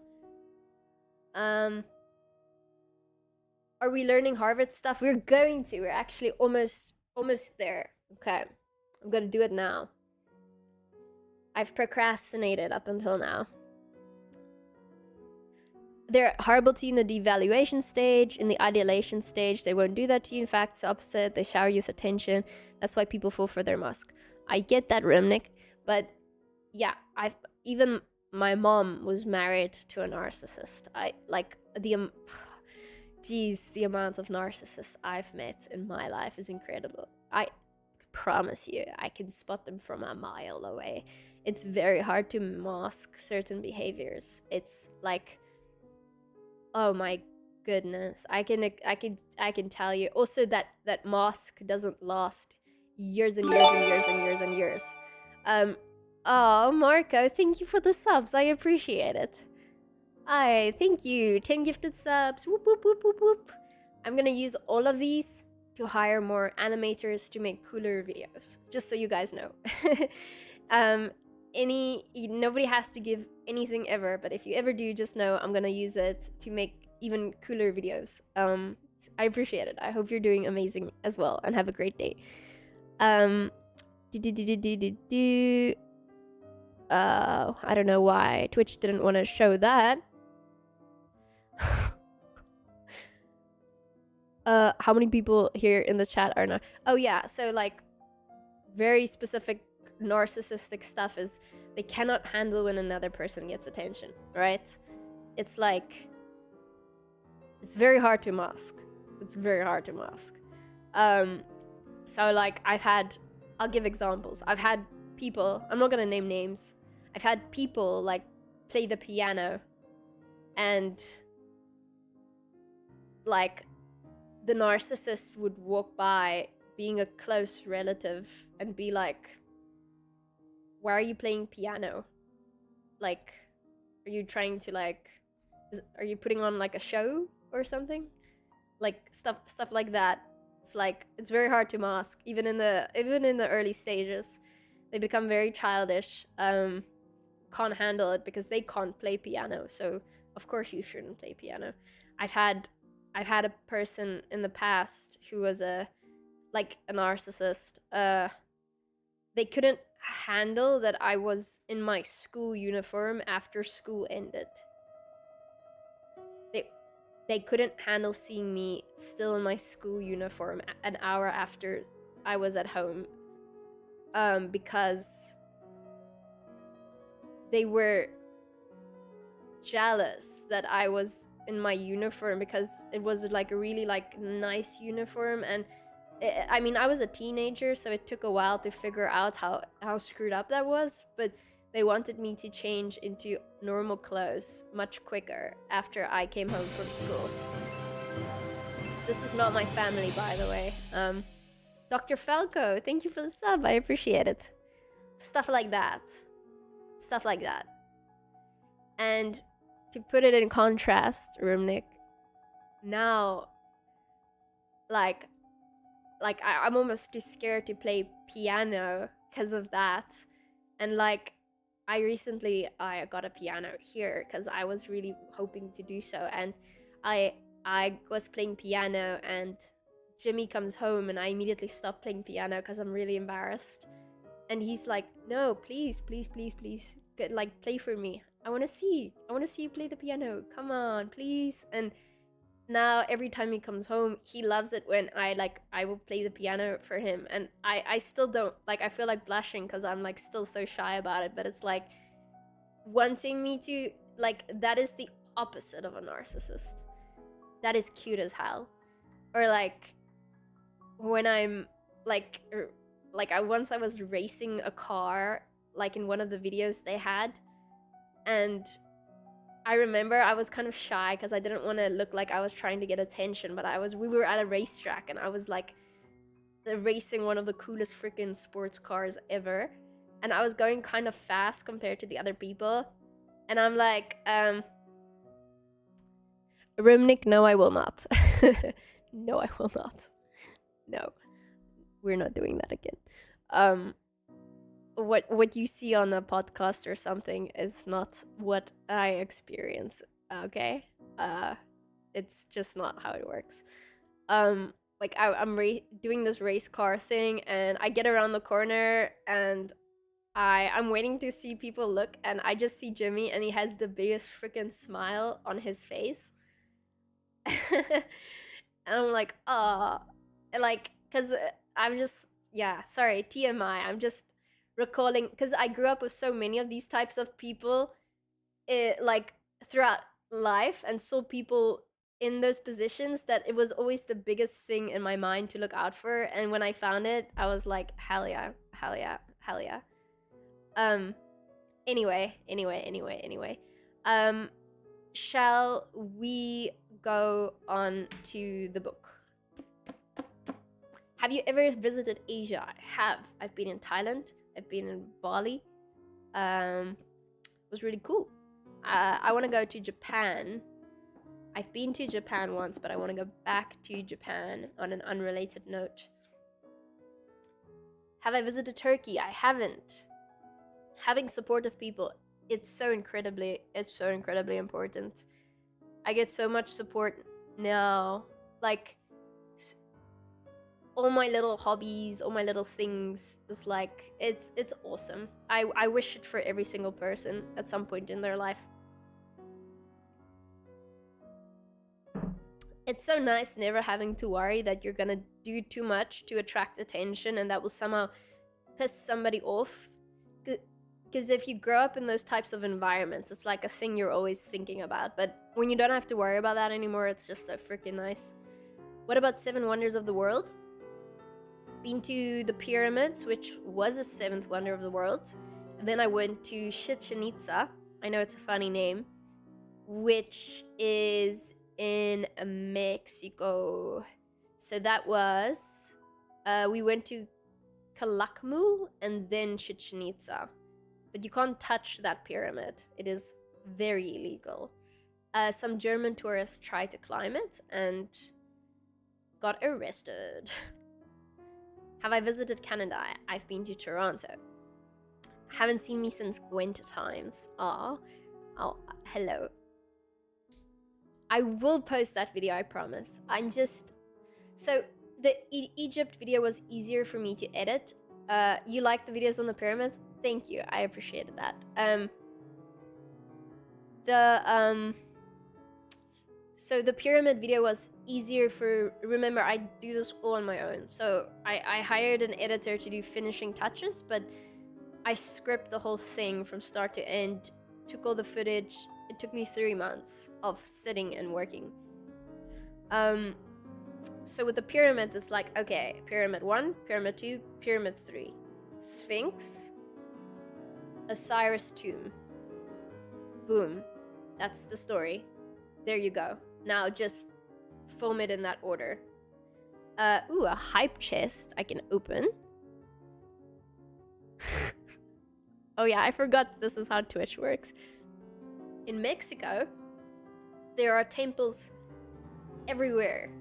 Everywhere. Every single where you go. There are so many artifacts that you walk around in nature and they're literally sticking out of the ground and there's like trees growing over them.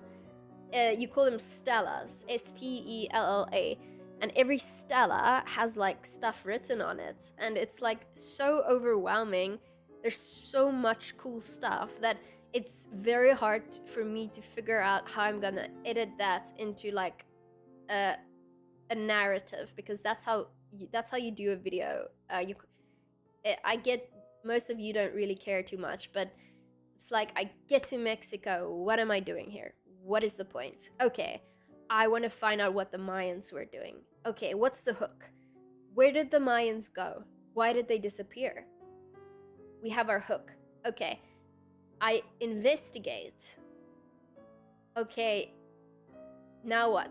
There's like 500 different stela lying around.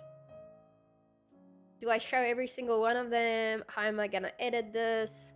What are the discoveries I make? So discoveries is literally anything that is shown to me by the guide that I haven't known before. It's like, this is what was done in the temple. This is how they covered the temple. It's like, wow, I didn't know that. There's number one. Now what? Okay. So with Egypt, it was way easier. It's like, huge pyramids. What the frick do they do? Why are they here? Let's go explore them. With Mexico, there's so much. It's hard to put it into a concise video. So it's taking me a lot of time to figure that out, if that makes sense. Make a quick 5-second clip of each of them. Didn't they disappear because we killed them? You mean the Spanish? So there were big wars. I did a lot of research on this. So you had the Mayans and you had the Aztecs, and I think they were basically different periods. Obviously Spanish came, a lot of that, but the creepy thing is, which is where the hook is, and these can all be explained to a degree, but we don't really know, is a lot of the temples where the Mayans lived were evacuated at a moment's notice. Like, that's the creepy part. Now, obviously, a lot of people are like, it's because of the Atlantis and the aliens, and it's because of this and that, and that's what makes it a fun little hook. Because you don't say that, you imply it, but still, what really did happen was, and we don't really know, there were a lot of temples all over in the Mayan era. One day, everybody just left. They just left, and we don't know why. We don't really know why. Like, they were civilized. They had like entire temples. They were living there. Why would they just all leave? Like, there's literally art that they were like, some of the carvings on the wall were just, it was literally stopped. Just, they literally, they were doing it and they stopped and they evacuated, is what we assume happened, obviously. Like, I don't think they were all abducted by aliens. So I assume they had to all leave very suddenly. And that's interesting. So that's basically what I talk about in the whole documentary that I filmed, is as I'm exploring, you're like looking at all these things and you're like imagining what was happening before that, and you're like, I wonder why that happened, you know? The rapture. Yeah, but I mean, yes, there were also a lot of Mayan wars. There were a lot of that, a lot of bloodshed. There were the Spanish. There are still Mayans today that exist, so they didn't literally disappear, you know what I'm saying? So it is still a pretty interesting subject, but yeah. Have I played Gwen recently? I haven't, but I don't mind giving it a try again. I know the community has kept it going for quite some time. $1 UFO versus... I've never seen aliens, okay? I don't think anybody's gonna show me any aliens, because I'm gonna come on stream and I'm immediately gonna tell you about it. So I don't think I'm in the circle, because nobody's telling me anything. I haven't heard anything cool yet, okay? Nothing about aliens or the Illuminati has crossed my path. Similar to North America tribes too. Yeah, the disappearing thing. If you look at Graham Hancock, who I've met, by the way, in Egypt. Can you believe it? Graham Hancock, Netflix series, Ancient Apocalypse, all that. Really like his series. I like it. It's very scientifically done. He has theories, but he shows the science, which you can make of that what you will. But yeah, I was like looking at a lot of his stuff before I went to the pyramids in Egypt. And then he happens to be at our hotel. It was so random. So I got to talk to him. I had like an hour-long conversation with him and his wife. It was so random.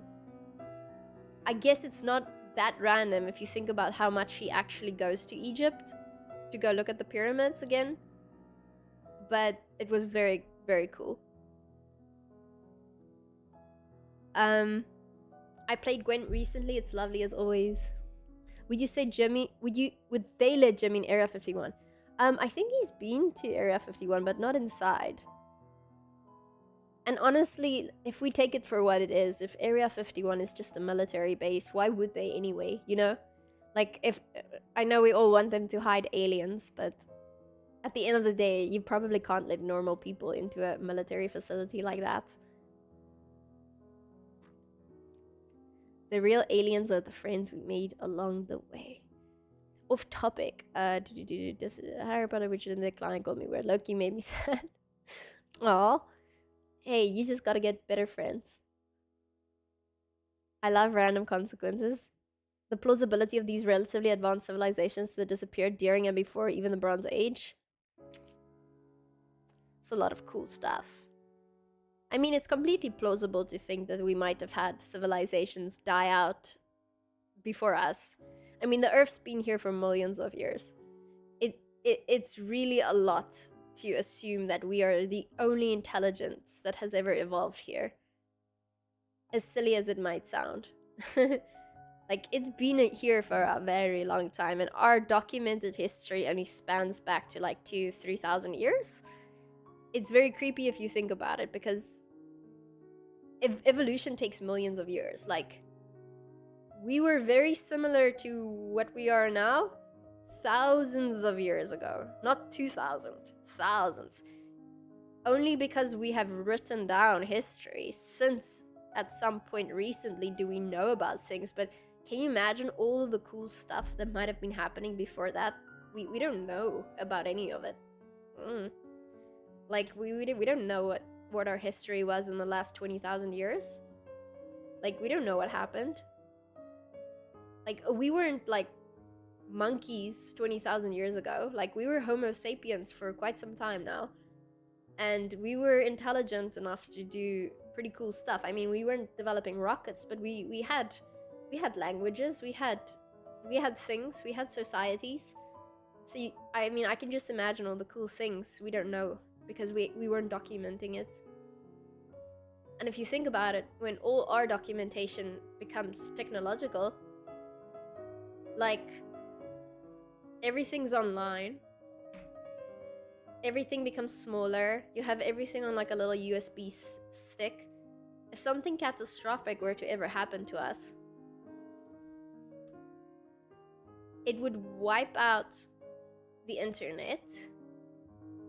We would be left with mechanical garbage.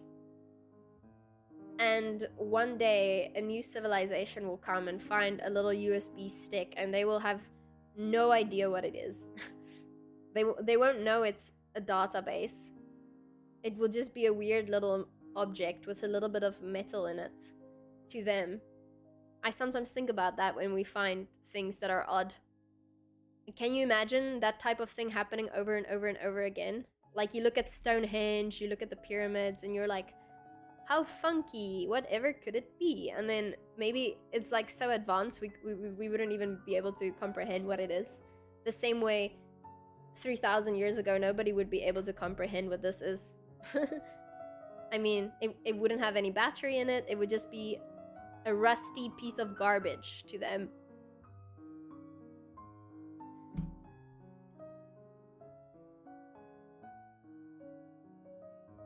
Wouldn't it also wipe out the USB stick? Well,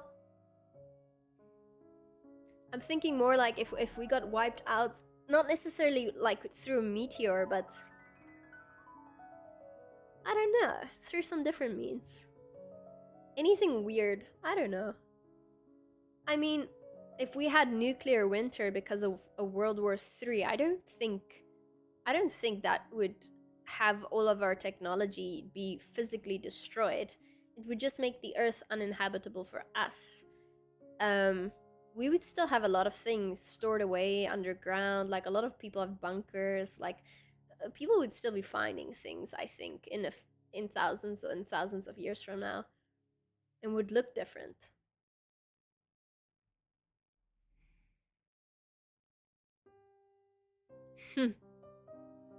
The less we know about it, the more we mythicize it, which is the opposite of the modern day and the internet knowing everything about everyone. Yeah, and the internet's so modern too. It's very crazy if you think about it. It's the norm now, but it really wasn't. How long will we have it before chaos erupts? I'm joking. I believe we're bacterial. I keep getting messages. Ah, okay, that's nice. Wait, did you just say Yanni? I did not. I feel like a lot of people would get wiped out from a bureaucratic F-up. Yeah. Okay. Chat.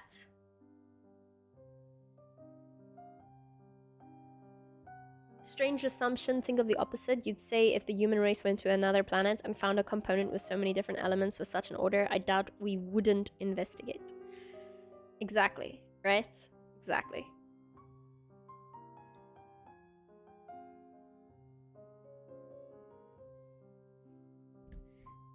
First stream of 2025.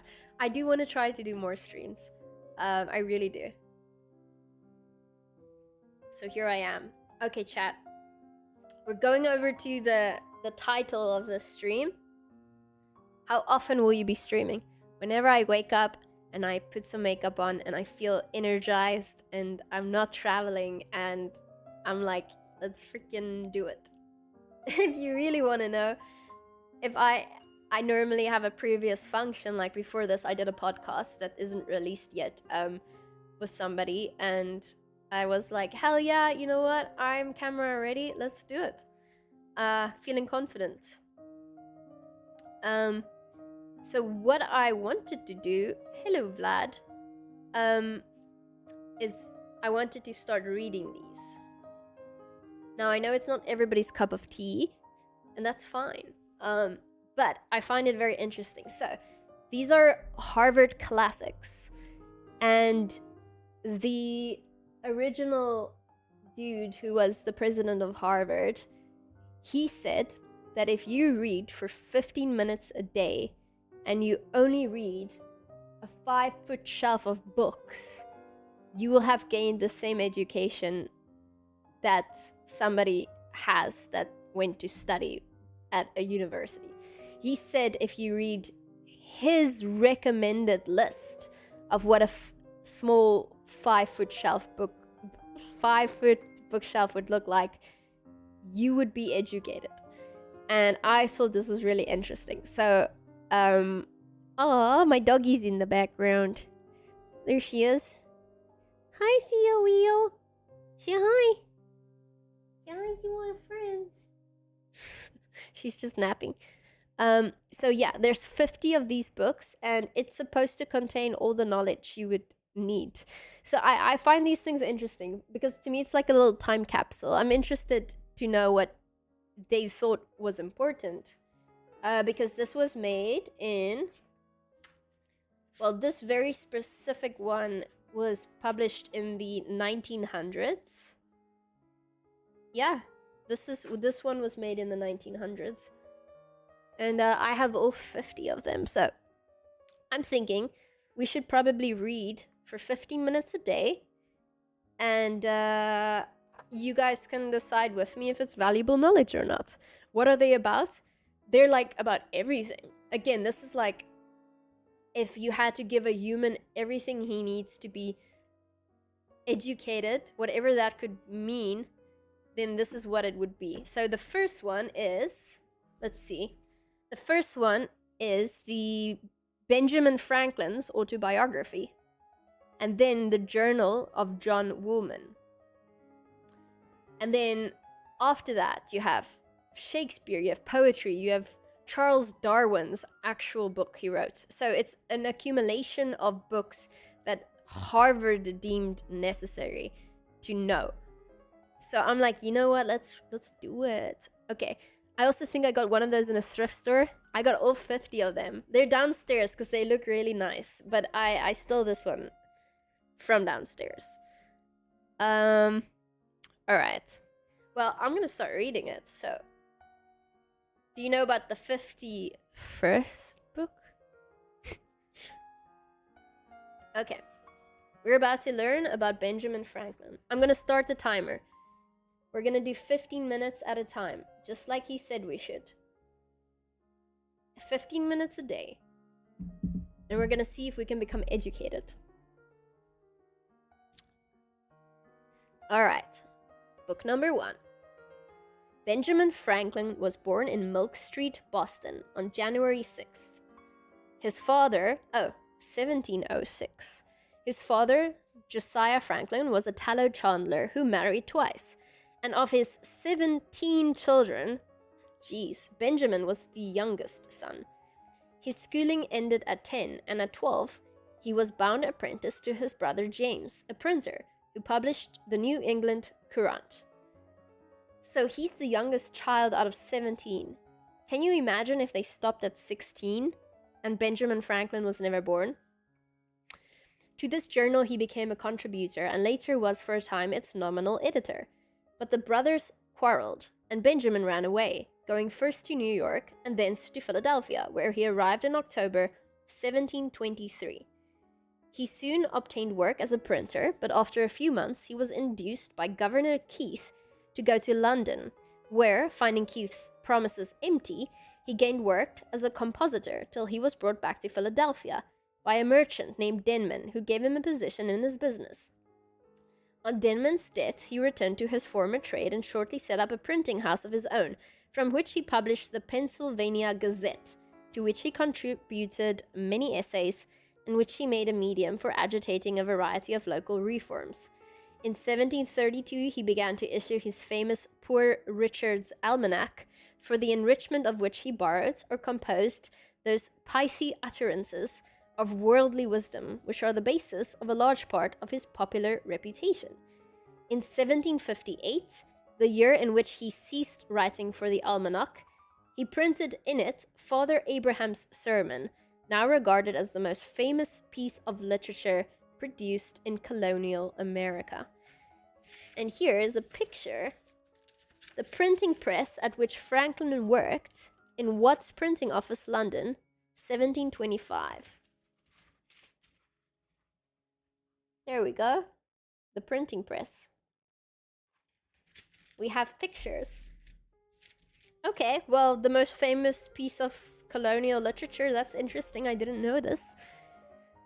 Meantime, Franklin was concerning himself more and more with public affairs. He set forth a scheme for an academy, which was taken up later and finally developed into the University of Pennsylvania, and he founded an American Philosophical Society for the purpose of enabling scientific men to communicate their discoveries to one another. He himself had already begun his electrical researches, which, with other scientific inquiries, he carried on in the intervals of money-making and politics to the end of his life. In 1748, he sold his business in order to get leisure for study, having now acquired comparative wealth, and in a few years he had made discoveries that gave him a reputation with the learned throughout Europe.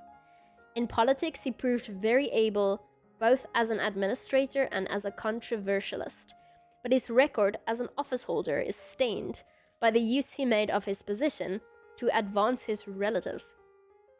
Nepotism. His most notable service in home politics was his reform of the postal system. But his fame as a statesman rests chiefly on his services in connection with the relations of the colonies with Great Britain and later with France. In 1757, he was sent to England to protest against the influence of the Penns in the government of the colony, and for 5 years he remained there, striving to enlighten the people and the Ministry of England as to colonial conditions.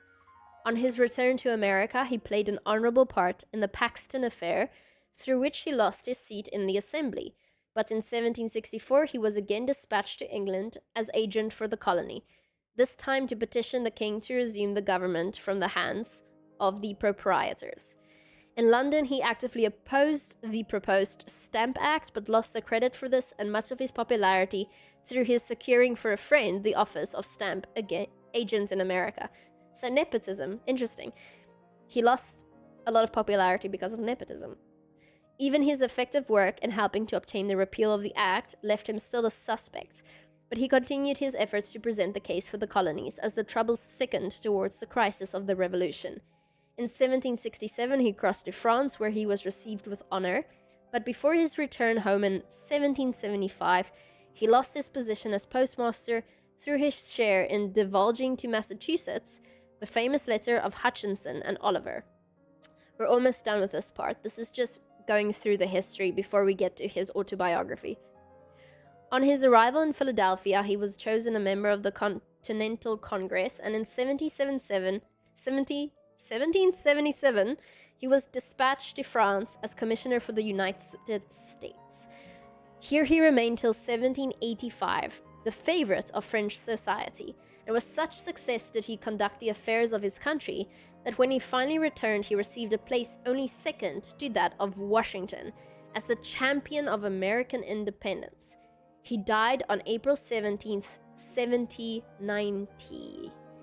The first 5 chapters of the autobiography were composed in England in 1771, continued in 1784-5, and again in 1788, which date he brought it down to 1757. After a most extraordinary series of adventures, the original form of the manuscript was finally printed by Mr. John Bigelow, and is here reproduced in recognition of its value as a picture of one of the most notable personalities of colonial times, and of its acknowledged rank as one of the great autobiographies of the world. We're about to get in there, boys and girls. We're 6 minutes in. Jeez. Being the Postmaster General is one of the highest paying government jobs. Very interesting. Rashid, I will tell my dog about you. You don't want me to do that. She's having fun. Okay. Benjamin Franklin. His autobiography. Okay, this is him. 1706 to 1757. Twyford at the Bishop of State Asaph's. 1771. Dear son, I have ever had pleasure in obtaining. I love reading people's literal words that they wrote. It is so cool to me. It's like a time capsule where you jump back in time. Like, this is the literal words of Benjamin Franklin. He wrote this. Anyway, dear son, I have ever had pleasure in obtaining any little anecdotes of my ancestors. You may remember the inquiries I made among the remains of my relations when you were with me in England, and the journey I undertook for that purpose.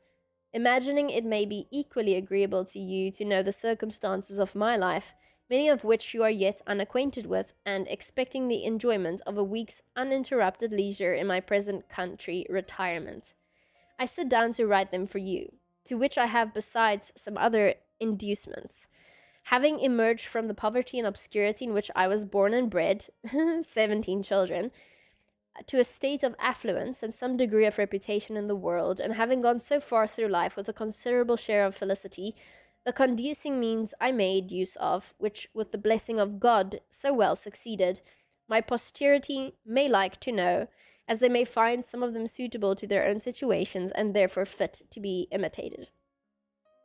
That felicity, when I reflected on it, has induced me sometimes to say that were it offered to my choice, I should have no objection to a repetition of the same life from its beginning, only asking the advantages authors have in second edition to correct some faults of the first.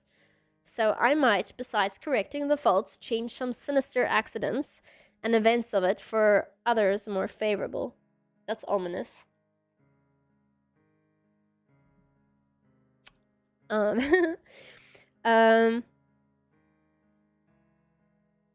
They add some of the changes here, but it's very minor. But though this were denied, I should still accept the offer, since such a repetition is not to be expected.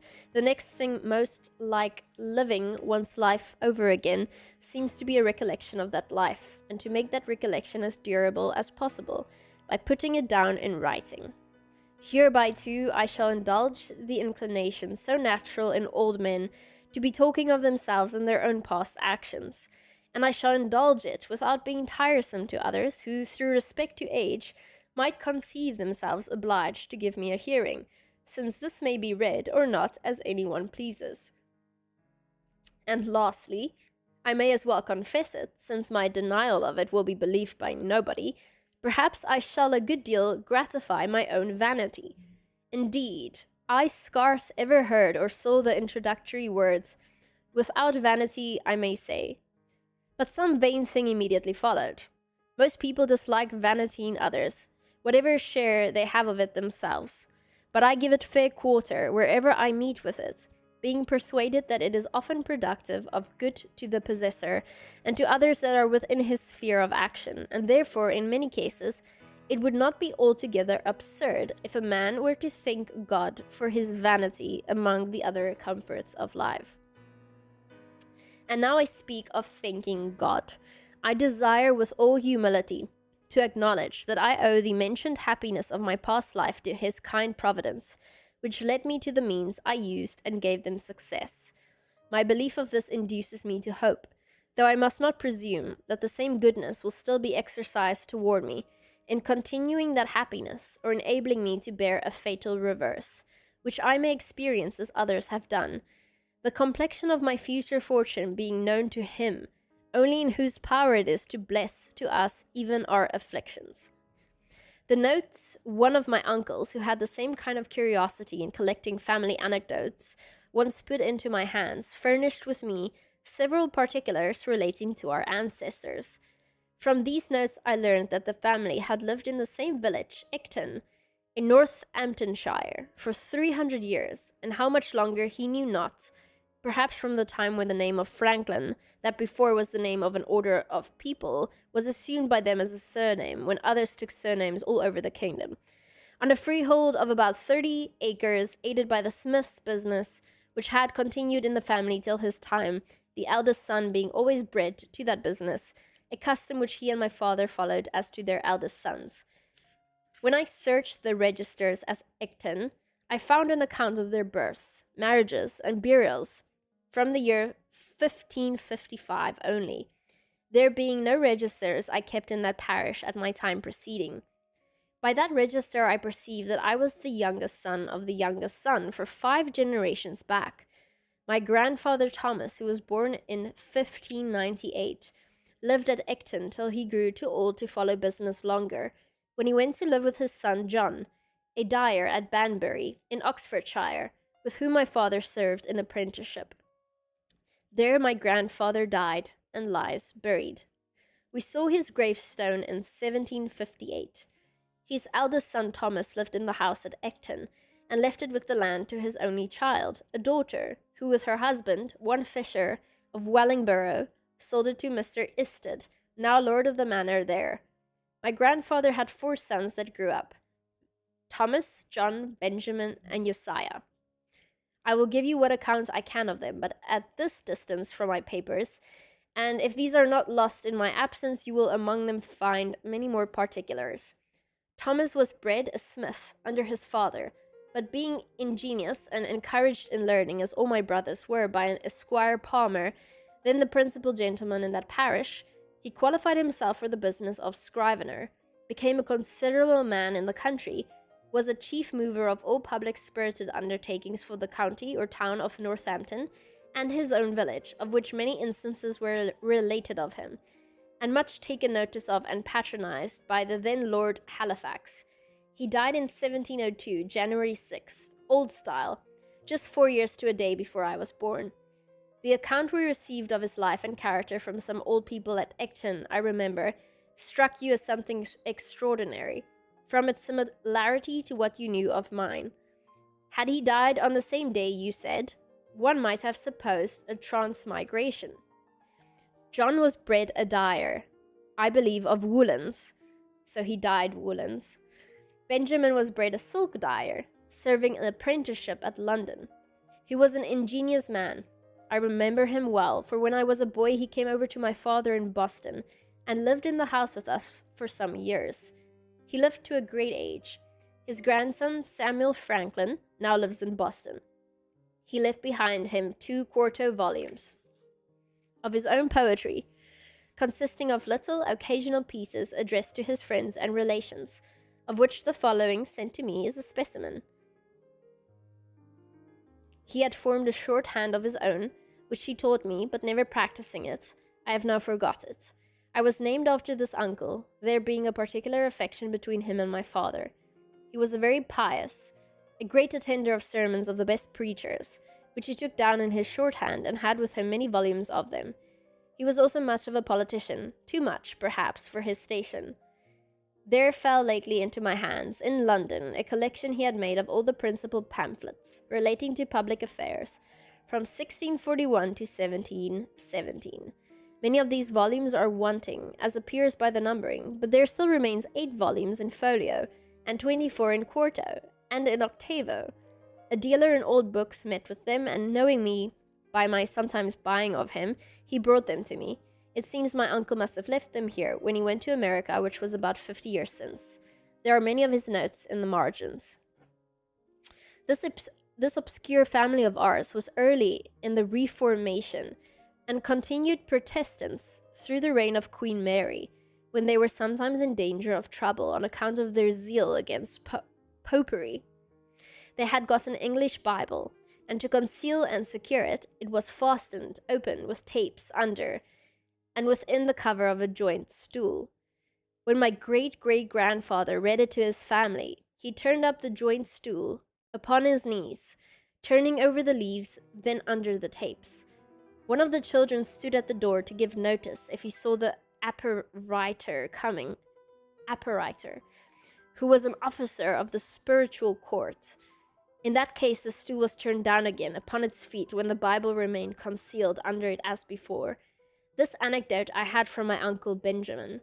The family continued all of the Church of England till about the end of Charles II's reign, when some of the ministers that had been outed for nonconformity holding conventicles in Northamptonshire, Benjamin and Josiah adhered to them, and so continued all their lives.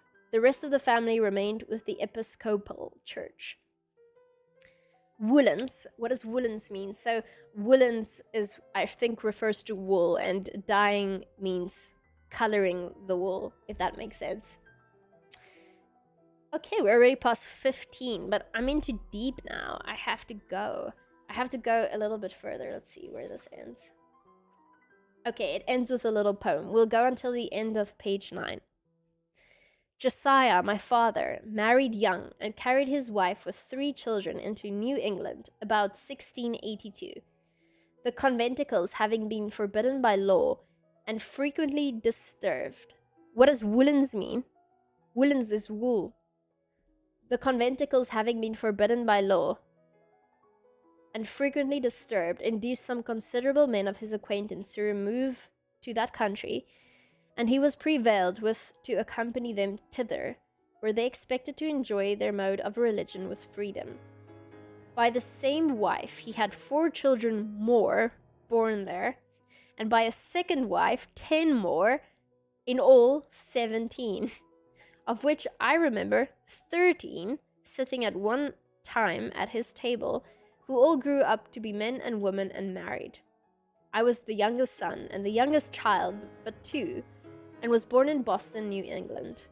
My mother, the second wife, was Abiah Folger, daughter of Peter Folger, one of the first settlers of New England, of whom honorable mention is made by Cotton Mather in his church history of that country, entitled Magnalia Christi Americana, as a godly, learned English man, if I remember the words rightly.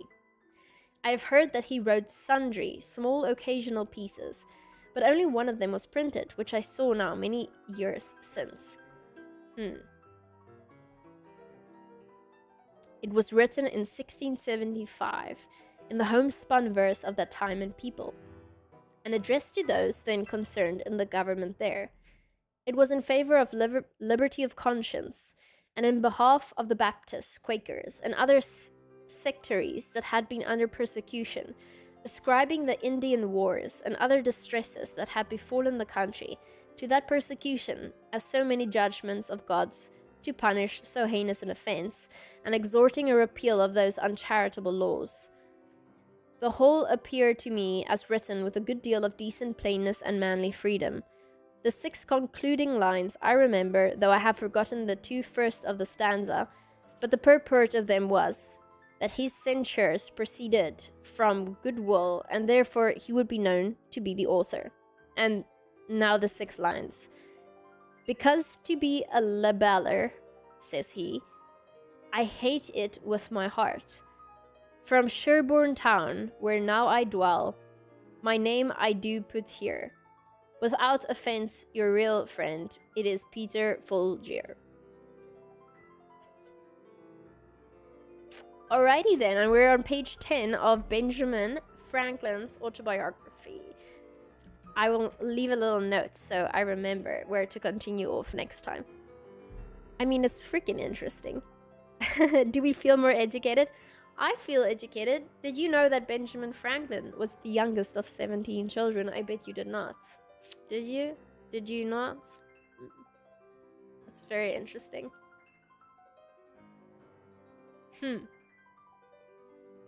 Jason Goodwin. Hi, Nixa Butters. How are you doing? It's fascinating to me. You'd like me to keep going? I will in the future. I have definitely talked so much that my voice is beginning to give out, but I won't continue to read it without you. Yeah, so basically there's 50 books like these, and they might all be of the same collection, but they are literally different works by different people. It's just that Harvard decided to label them as 1, 2, 3, etc. So there's some really interesting stuff we still have to go through. Hope you're good. I'm great, thank you. I'm into fiction these days. I'm halfway into The Parable of the Sower. Ooh, sounds fancy. I need to read that. You had caffeine? Aw, no, don't have caffeine because of me. You learned something new.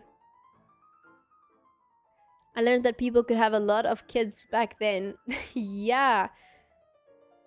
The most concerning part is when they say he married young. Because back then you married young. So if he thought back then that it was young, how young was it? 13? Like, they really did marry very young in the olden days. It was the norm. So you read them all for us? I will literally read them all for you. If you really want me to, I will. I learned that people could have a lot of kids. Yes. I would like to encourage everyone to read just a little more, a few of the classics. Yeah, I mean, I would love to read all of them, actually. I'm in the UK. It is interesting that he spent so much time over here. Yeah. So, obviously, I'm not American. I know of Benjamin Franklin. I have not studied him in the slightest. I do not know his history. I know he's supposedly very intelligent and had an effect on American history. So, to me, this is incredibly fascinating. In South Africa, we don't really learn of American history in such a way. So it's very fascinating for me. I'm going to learn a lot, I feel. It's brilliant. I was listening English book first time and understand. It's like level up. Hey, let's go. So we are on page 10 now, and we will continue with page 10 the next time we read. 17 kids was the norm back then. Yes, but how on earth? How on earth does one have 17 children? That is crazy. I'm afraid of having one kid. Like, it's dangerous. Just the other day, before modern medicine, 1 out of 3 women died during childbirth. And the children didn't go far either. Like, infant mortality rate was crazy high. Oh, hi. Want to say hi to our friends? Say hi. Say hi, guys. Say hi. Say we're gonna go outside and play now. We're gonna go play.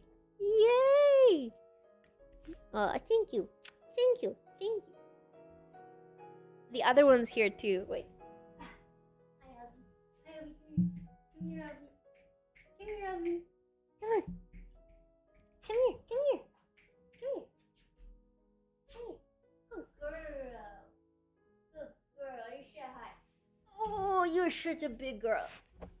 Elfie is she's a fully grown Shiba now. She's a big chunk. They're supposed to become chunk, I promise. I love her so much. Yay!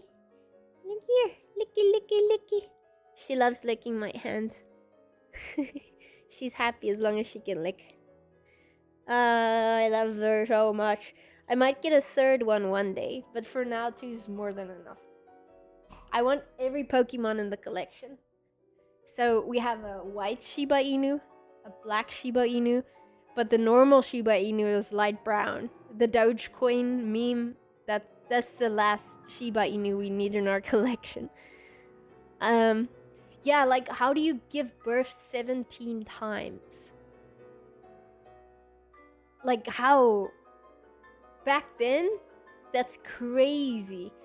I mean, we still had childbed fever, which was like a whole thing where like all the women died. Do you walk them often? Yeah, we do. But mostly we play in the yard. So I throw balls for them and we play. We play a lot. They like to be with me though. So when I'm working, they have a little bed next to me and they'll come lie in the bed instead. Yes, before the account of germs, exactly. So to me, when I think of giving birth 17 different times, back then it's like, whoa. I guess, if you think about it, you think about it, it's survivor bias. Because all the women that died presumably didn't have children. And the women who survived were able to get many children. So if you think about it, everybody who had a mother would be like, yeah, my mom had like 17 kids. But that's because their mom survived. So all the women who died don't have children who are talking about their mother having children. You know what I'm saying? So if you think about it, even if 9 out of 10 women died, which I don't know if it's that bad, but we would only heard about the 1 out of 10 who had 17 children because they're just built different, or they have access to really, really good care in a very specific part of the world. I think that's it. The survivor bias is such a good initial check on anything historical. Yeah, because we're like, all the women had 17 children. It's like, no, all the women died, but those who didn't did a lot of the babies. Yeah, anyway, before the discovery of germs, something I learned after having friends and a sister who has had kids is that for the most part, women enjoy being pregnant. Female hormones are a very interesting thing. I mean, females are biologically wired to have babies, if you think about it. So it's like, it is quite normal to at some point reach a stage where that maternal thing kicks in, where you suddenly really want a baby, even if you never wanted a baby. If you think about it, that's quite normal, because every single ancestor you have had a baby. Never forget that. So it just makes sense that you would follow in their footsteps. Every time I'm like, wow, childbirth is scary, I'm like, every woman who has ever existed before me in my ancestral line has successfully given birth to a child. So if they can do it, then genetically I should be able to do it as well. Even though it doesn't always work like that, there's a lot of factors. There's also another person, another human, who has to come into the equation to make that child, and their genetics can screw you up, by the way. Like having, what do you call it? Preeclampsia. Preeclampsia is pretty dangerous. So preeclampsia sucks because you don't have preeclampsia because you have it because your baby has it. How does your baby have it? Because your husband's side of the family has preeclampsia. So what my grandmother had to deal with was having preeclampsia, and what my mother had to deal with was her husband's mom having preeclampsia, and therefore the baby causes the woman to have preeclampsia. It is so fascinating. So you can't even get a surrogate if you really, really, really, really want to have a baby without preeclampsia, because the surrogate will have preeclampsia if you give him the embryo with that gene. So it's very interesting. But yeah, anyway, that's the type of things we think about here late at night. We heard about the 17 children because there's at least 17 witnesses to it at the minimum. Some of us are related to Genghis Khan. Yeah, geez, I've looked at those stats. How can you live 5 days before drinking water? You can live 5 days without drinking water. You're just gonna have organ failure and probably maybe almost die, depending on what you do.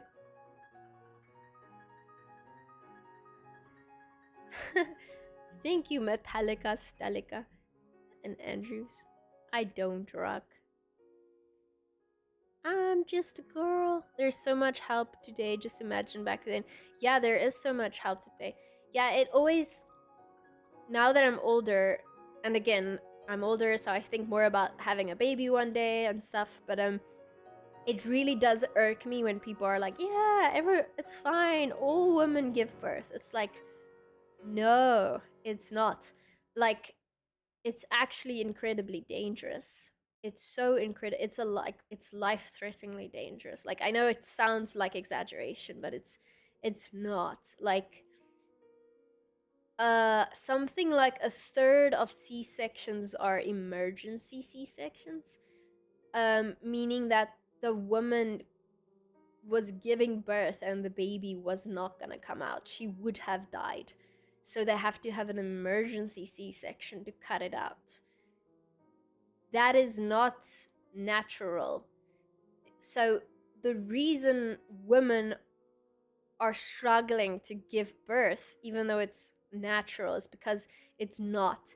So what's happening is, because humans are becoming smarter and smarter, and this is factual, by the way, I'm not just theorizing, our brains are becoming larger and larger. And because our brains are becoming larger, as we evolve, our skulls are becoming bigger.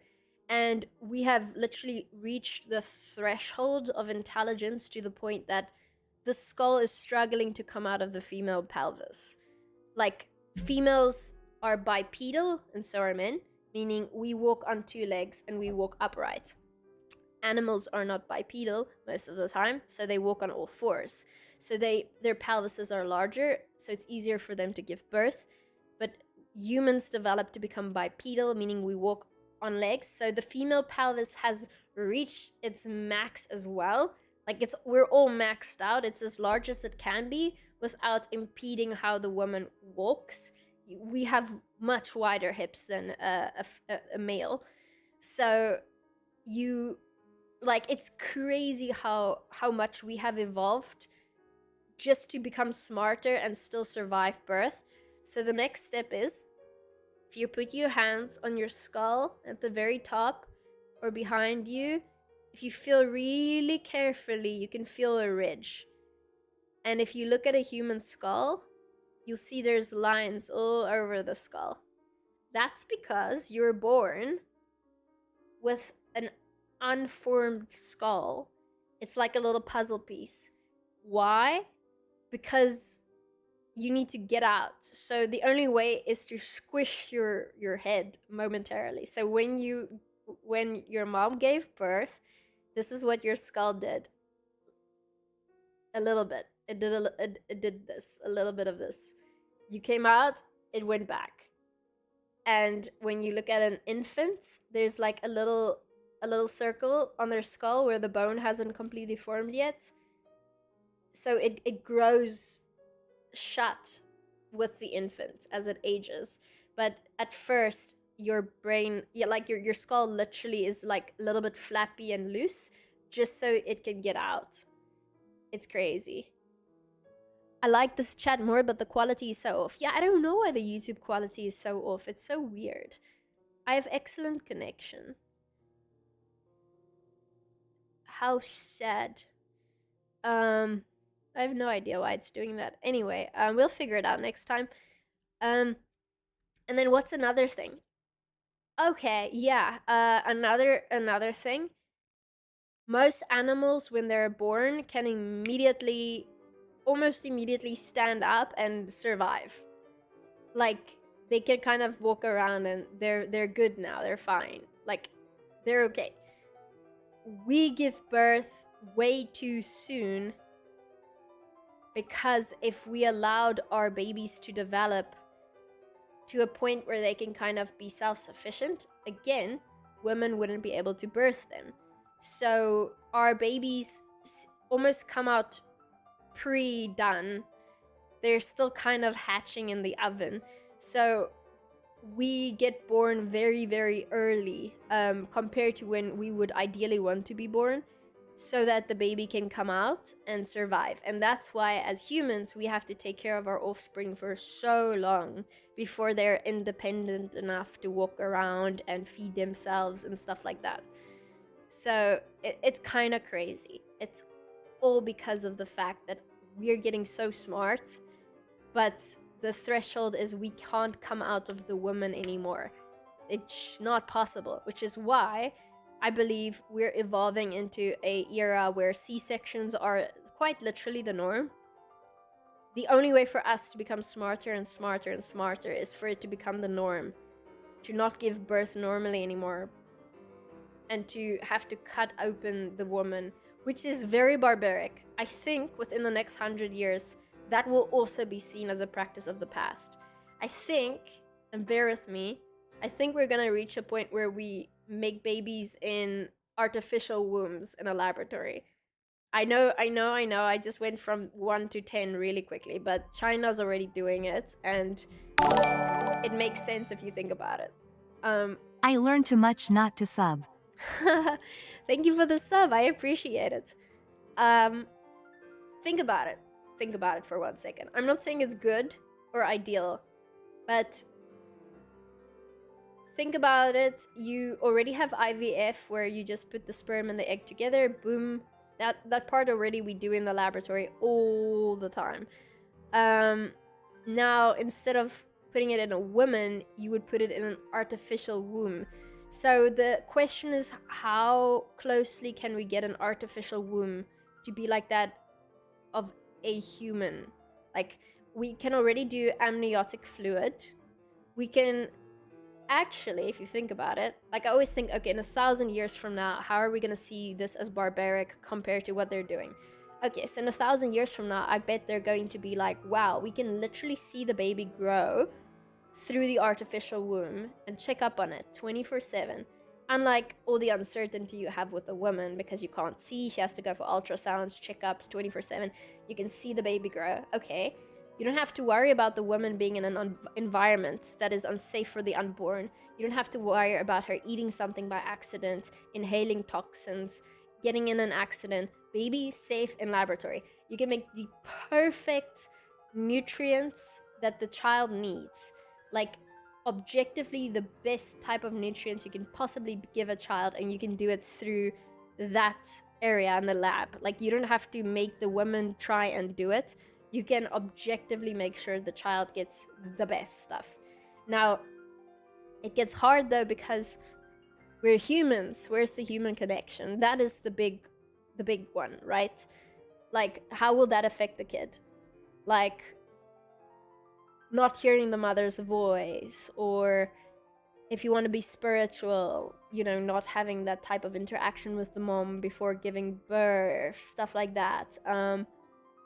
I don't know, but I bet you we're gonna see people start doing it soon in China because that's where they developed it, and we'll likely see how those kids turn out, and we'll be able to see if there's actually any serious side effects. It's not ethical, but like I said, the West is different than other countries, and just because we don't agree with it doesn't mean they're not gonna do it. So we'll see soon, you know.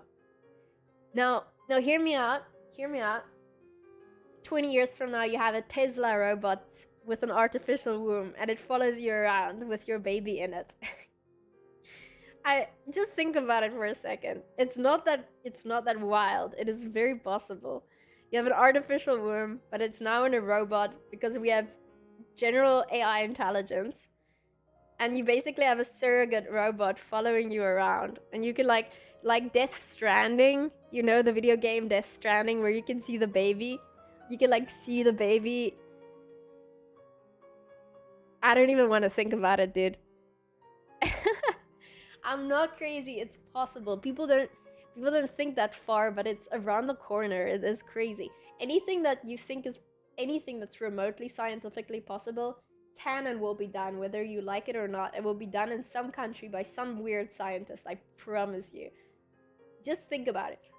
Think about it. Like, the real creepy stuff that's gonna happen is genetically altering babies. I don't think they're gonna hold back. I think in other countries they're actually gonna go, they're gonna be like, how genetically superior can we possibly make a child? And they're like gonna create like crazy stuff. Yeah. This whole concept reminds me of that scene in the last new Blade Runner movie where they're breeding adult humans in some sort of machine. They use the bodies to sort of transplant the conscience to a healthier host. I think this aligns a bit with what Neuralink is aiming for. Yeah. Oh, dude, that's a whole different topic. Like, I can go on about it forever.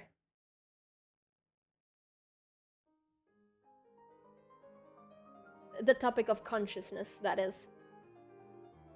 Because if you can upload your consciousness to a chip or to Neuralink, and you take that chip and put it in a new clone, and you die, my argument would be, unless you believe in a soul, you still died. You're dead. There's nothing there. You're gone. Even though the other clone would be an exact replica of you, think it's you, have all your memories, it won't be you. It will be a second life. You're still dead. So we haven't truly fixed immortality. You're still dead. You know, it's like that thing they said about like teleportation. Like, if there was a teleportation device that people made where it would scan every single atom in your body when you're standing on it, and then the other portal device on the other side of the world would then recreate every single atom in like a second. So you disappear here and then you flash over there and you teleported. You probably didn't teleport in this theory. You probably died on the spot, and a brand new clone of you was invented right there and then, who thinks it's you because it's exactly like you down to the atom. But you still died though. So again, unless you believe in a soul, and unless you want to become all spiritual about it, and you're still dead. It's actually very creepy if you think about it. It's like Rick and Morty. It's like the Rick and Morty thing. You know, where they just replace Morty with a new Morty, and it's like they pretend nothing happened, but Morty is actually kind of really dead right now. The real Morty is very much dead. And even though it's the exact same Morty in a different parallel universe, Morty number 1 has died. Yeah, Theseus. Yes, the ship of Theseus.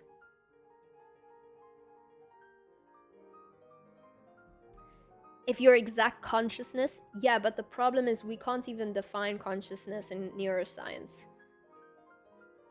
What even is consciousness? Again, you would have to talk about, we would have to, it always comes down to believing in a soul. I'm sorry, it's the only way you can put it. Because consciousness is just, if you want to be materialistic, and not in a bad way, in a scientific way, materialistic being only what you see with your eyes are real. Anything wuha doesn't exist unless proven. Consciousness isn't something that, at least not that we have proven or know of, that you can just like put on a chip and put in something else. Your entire brain generates your consciousness. So it's like you can't just take it out of the brain. It is literally the brain. Like, we can't even pinpoint consciousness in your brain. I asked this in my neuroscience class. We don't know. Like, that's why we can't even really define consciousness, because some people say consciousness means not subconscious. Some say consciousness is being awake. Some say consciousness means you are aware that you exist and you can see yourself in a mirror. Others say consciousness is you. It's you to your core. It's like, we don't, it's a word we came up with, but it's not really a thing. You are your brain as far as we understand. Like, you can clone your brain, but it's like you can't zap yourself out of your brain and put it in something else. Like, you can attempt to clone it, but that's about it. Like, you can't upload your brain to the cloud, because it's just, you would still need something that is exactly built like your brain to be you once that data enters the cloud, because you're like, even the size of your hippocampus, like, your prefrontal cortex. It's all you to your core. Like you can't steal consciousness from it unless you believe in a soul. This is my point. But people like to think of it like a soul. But if you are against religion or spirituality, then you cannot think of it like a soul in the sense of science, because it is absolutely not, as far as we're aware of. Is there a specific part of the brain where memories are stored? No, so memories are also pretty much, we don't know any enough about it yet. And I'll answer always factually. I can't answer that. I don't know. We don't know enough about it yet.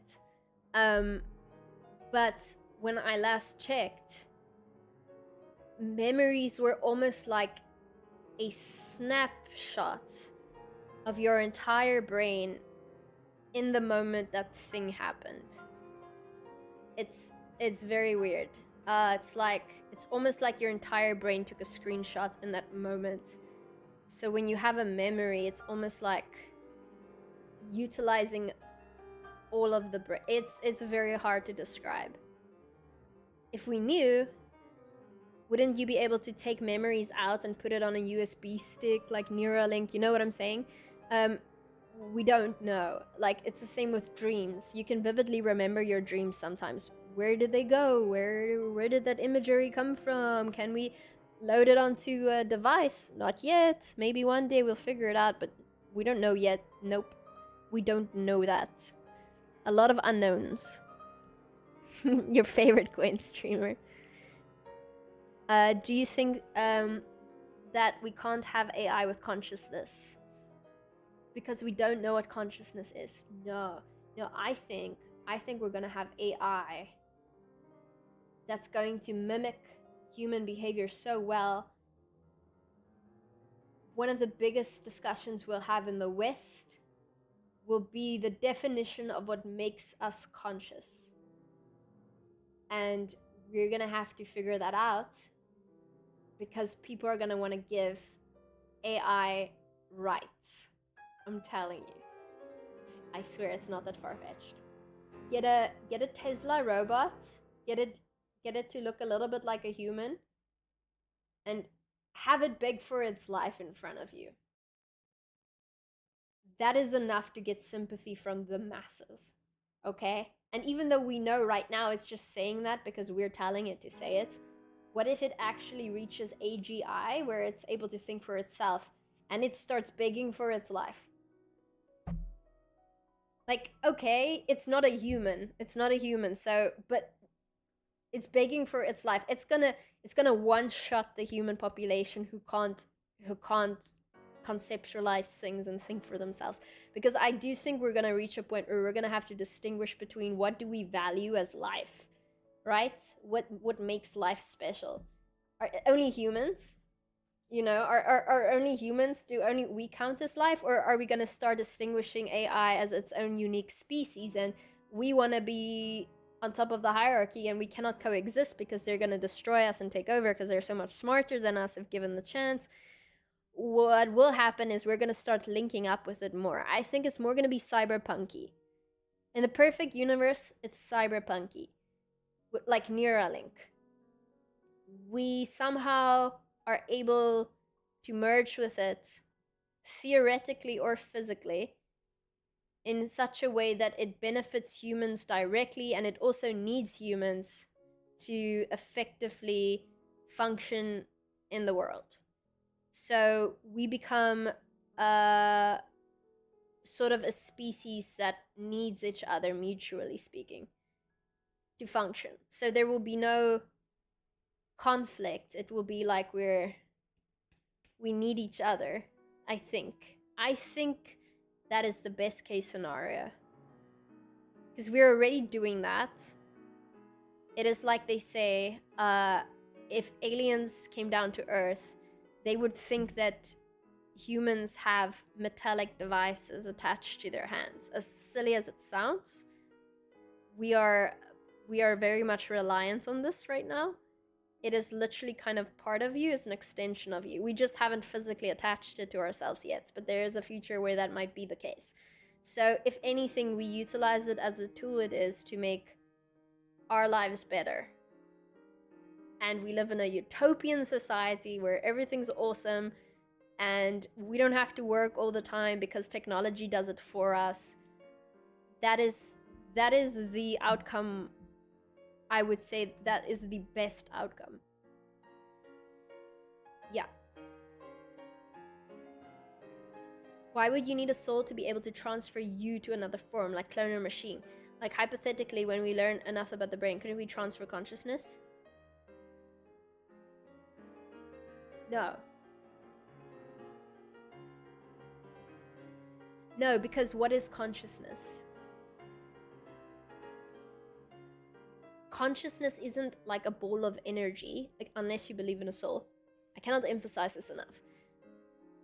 Your consciousness isn't like a floating ball of energy in your brain that we just somehow have to capture and put in something else. I can't emphasize this enough. It is the brain. You are your brain. You are literally your brain in a human body. That's you, your brain. You can't, if you want to transfer consciousness, the only way to do that is to do a head transplant. You will quite literally need to take the brain out of the skull and put it in something new. We are not capable. I mean, you can clone the brain, maybe in some future we have exceptional technology that somehow can clone your brain. I don't even know if that's possible. We're not able to like fix people who are paraplegic because we can't even repair the spinal cord yet, which is part of your nervous system. So we literally can't even repair that yet. We don't have the technology to do it. So that's why we can't do a head transplant without you being paralyzed, by the way. But no, you can't. Again, it's like consciousness is just a word. It's not a thing. It's you are your brain. So unless you take a little part of your brain out and you're like, oh, this is where consciousness is, and you put that in something new, you can't transfer consciousness. You are wrong. You are very wrong. No, Princess Sleepy. I already said 20,000 times that unless you are referring to a soul, that could be possible. But if you don't believe in a soul, then scientifically, you can't. You get what I'm saying?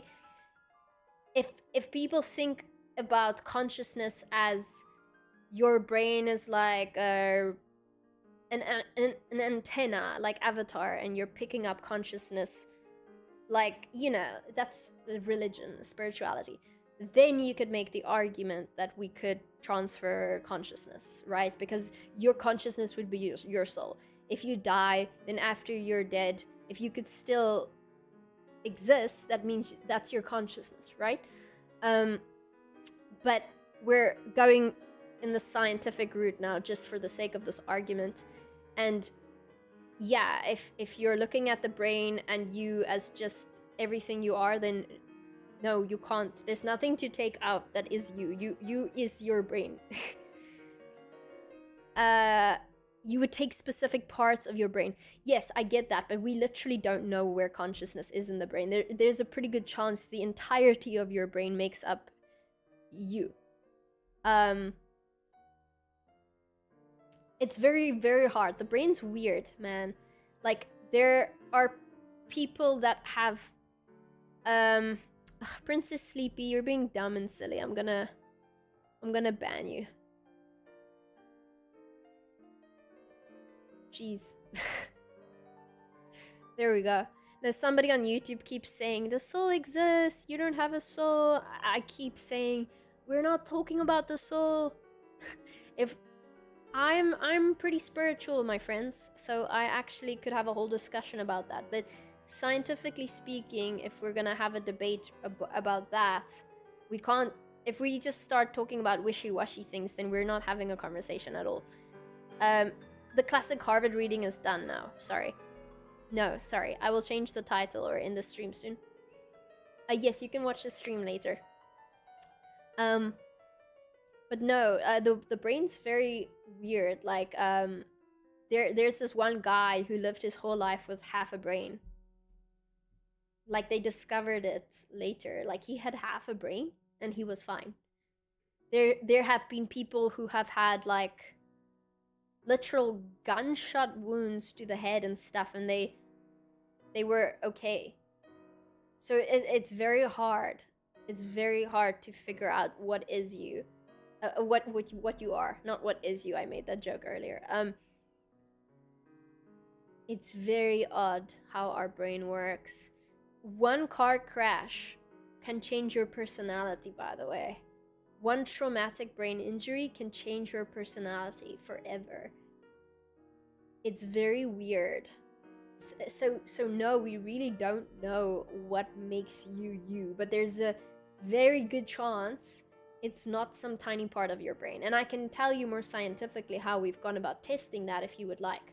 I can pinpoint to the dot the part of your brain responsible for reading a word, and like the part of your brain that's not responsible for reading the word but understanding the word. Like, that is how specific some components of our brains are. And the way we're able to find the specific exact location, all sorts of ways. But one of the fun ways is transcranial magnetic stimulation, TMS. So they have this massive magnet, and what they do is they will place it on a part of your brain. I've been in a classroom where we've tested this before, by the way. It's supposedly safe as long as you don't have any metallic things on you, or like a hard pacer or whatever. And then what they do is they would put it on, and it would go it would like let out like a few bursts of like the magnetic stuff. It basically makes it so that part of your brain doesn't work for a few seconds. So if they do that and they hold it over a certain part of your brain and ask you to read, then they could like read the word. But if they nullified a different part, they could see the word, but they couldn't understand what it meant anymore. It's so incredibly interesting. So we are very accurately able to pinpoint what parts of the brain does. That's the problem. We haven't been able to nullify consciousness or memories. That's the thing. We can't pinpoint it. Clearly, it's not just like a one part of your brain. It's clearly much more complicated than that. It's very freaking interesting. The body alone doesn't have the means to be. Exactly. So if we're talking scientifically, materialistically, brain death means dead. You are dead. So yeah, there is just no way. You can't just take a little part of your brain out and transfer it, and now you're in another brain. It doesn't work that way. It just simply doesn't. It doesn't. So we would have to invent technology far beyond our means of understanding. It's we are like caveman. If that technology ever existed, it would be so far in the future that we would literally look like caveman in comparison to whatever that is, because that is like miracle magic type stuff. We can't even comprehend that type of science. The only way you can possibly transfer your consciousness as we understand it is by literally doing a head transplant, which is in the works, because people want to live longer. And when your body gives out, there is a way. They have tried this before, by the way. They've been able to do it with a monkey.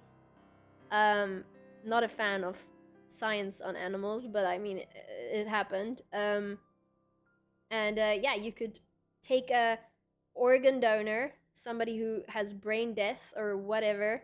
You can clone yourself, I don't care. You basically then take the head off, put it on the other body, and connect every little thing surgically. And then, theoretically, you should be able to have another body. And if it's a younger body, it should have a direct influence on your brain health and might even help reverse age the brain. But we still don't think that would solve aging forever. The brain does age no matter what. It keeps aging. At some point, you hit a brick wall. You could have a body of a monkey.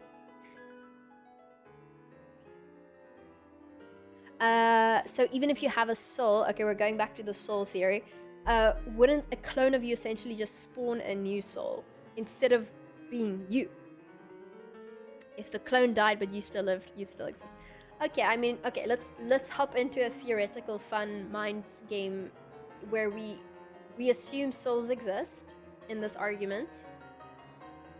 We can have fun with it. I always like clone arguments.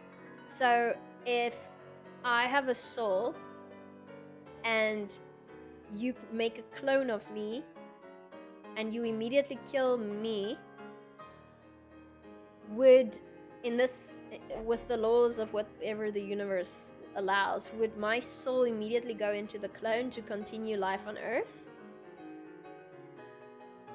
Or would it be game over, I go away, and like a baby being born, a new soul would pop into my clone? Completely new. Even though the clone has all of my features and my memories and everything, a new being is born. And Mickey 17 was a fun movie. It was very weird, but fun. The Altars, I actually want to play The Altars. It's actually one of the games I wanted to play.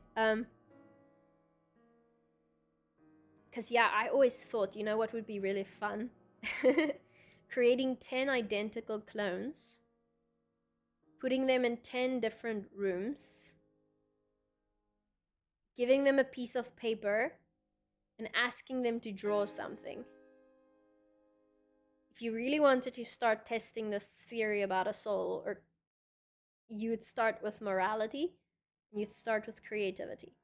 If we were somehow able to spawn 10 clones at the exact same time in a completely white room, they all wake up, all they see is a white piece of paper in front of them with a pen, what would they draw?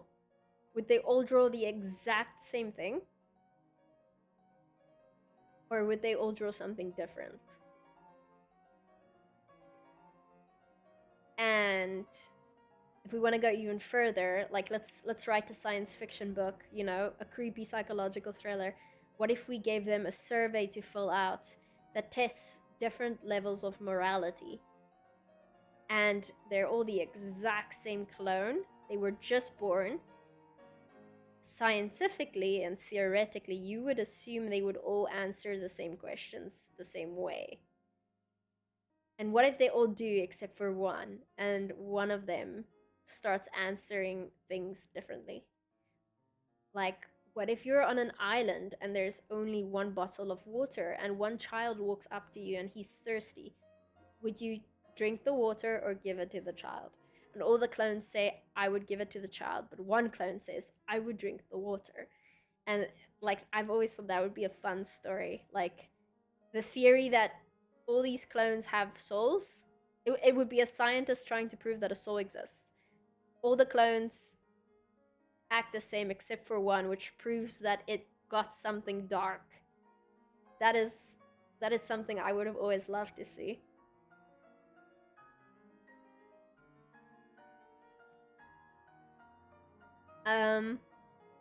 My theory is that if you had a brain transplant, it wouldn't affect things such as a soul or a conscience, because the overall common denominator is that it's the brain. Well, yeah, if you had a brain transplant, you're quite literally still alive. I mean, that's not even a theory. Yeah, if you do a brain transplant, you're literally still there. Like, you're just gonna have a different body. Like, you're quite literally still alive, so.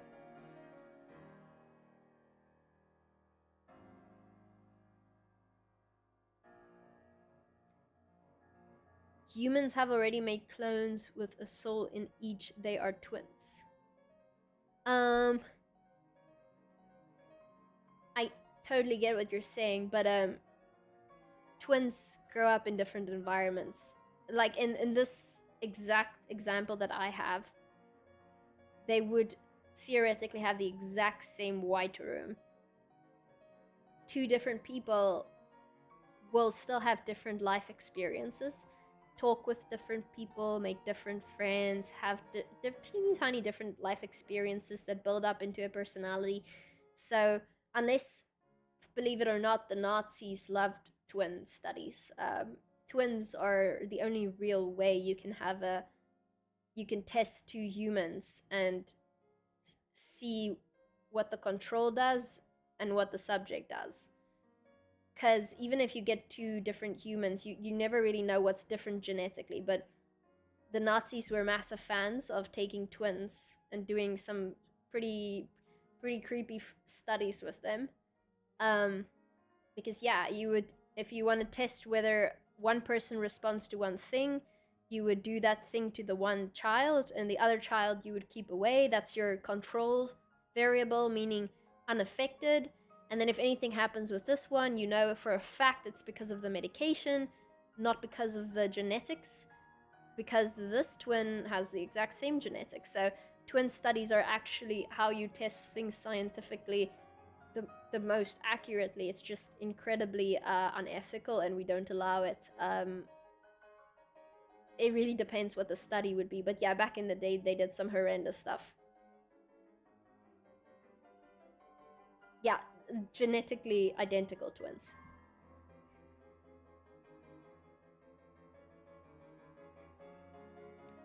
Clone memory can be tested now, or these cloned animals are not clones. You make the original animal love or fear something, and if the clone is identical, they will love or fear those things. If they not, they don't have the memories, at least.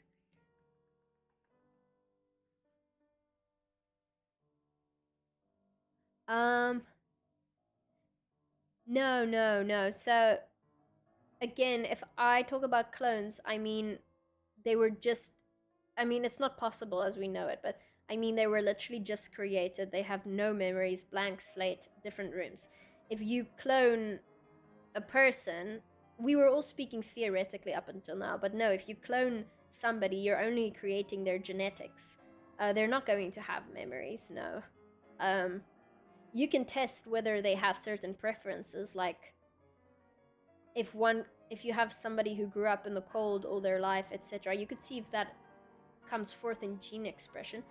Like, here's a fun fact. Some rich people clone their animals, like their dogs. So yeah, when their dog's about to die, they clone them. You can Google this, it's a whole thing. I would never. Like, it's so silly to me.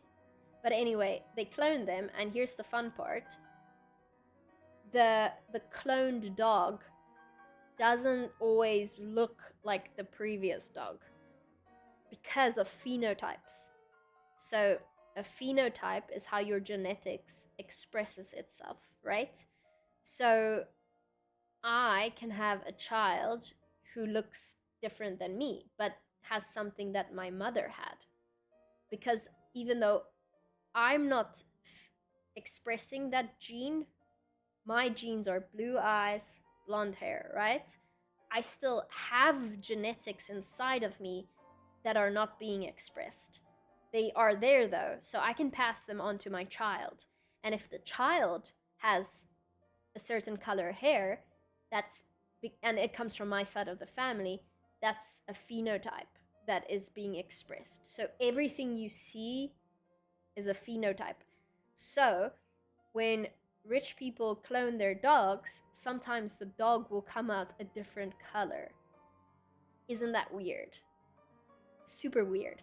It's the exact same genes. They literally clone the dog, but it comes out looking differently because the phenotype is being expressed differently. The phenotype is a little bit random. You can look this up, but yeah, phenotype is how your gene expresses itself. So you have the genetics, it's in you, but it's being expressed as blue eyes, white, blonde hair.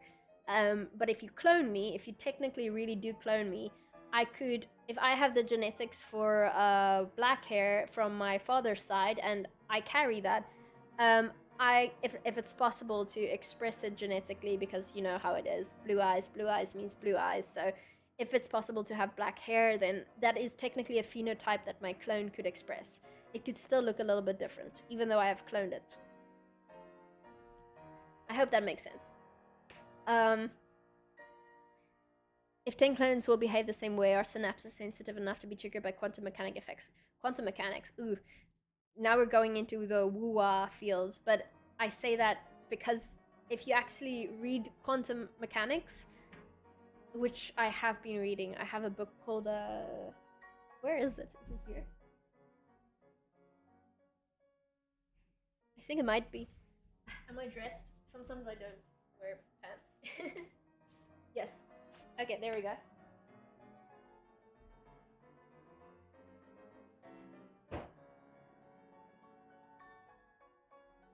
So, this is one of the books I'm reading.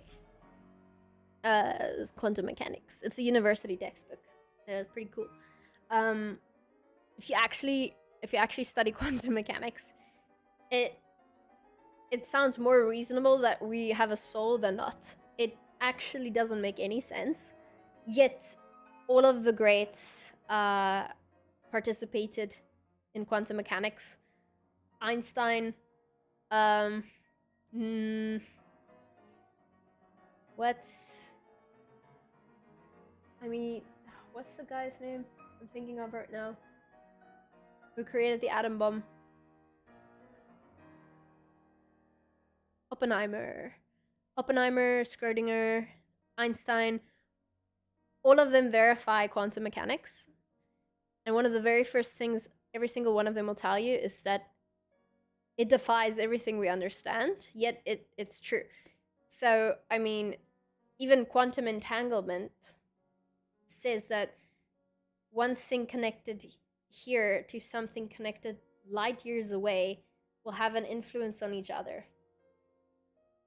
I mean, a lot of this makes it theoretically sound to start actually talking about telepathy and a soul and all sorts of weird things. Suddenly doesn't sound unscientific anymore in the way we understand it, because none of it makes sense, but we've tested it and yet it exists. It's incredibly difficult to describe.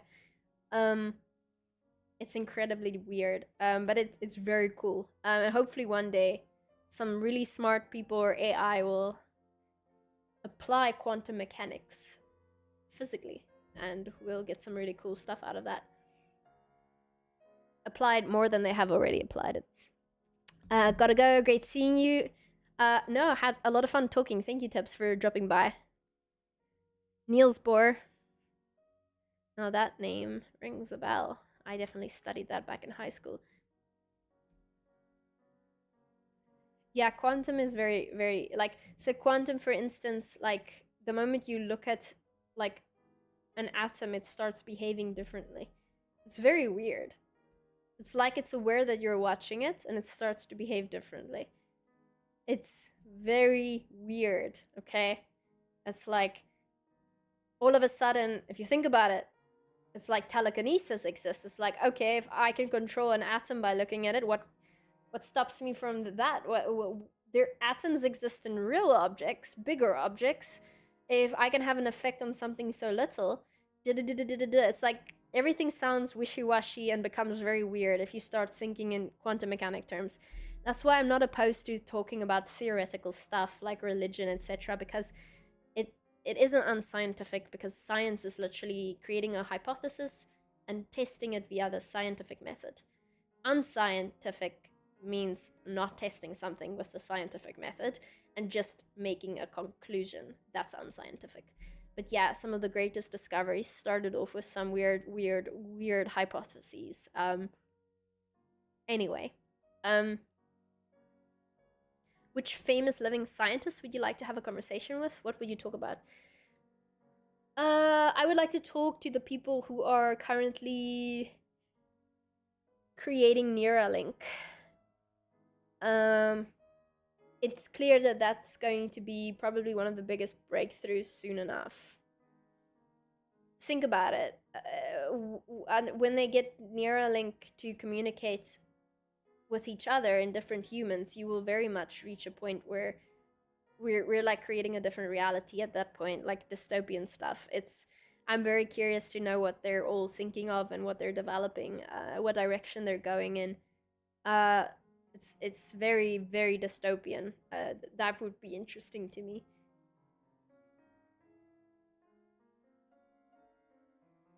Quantum mechanics, yes.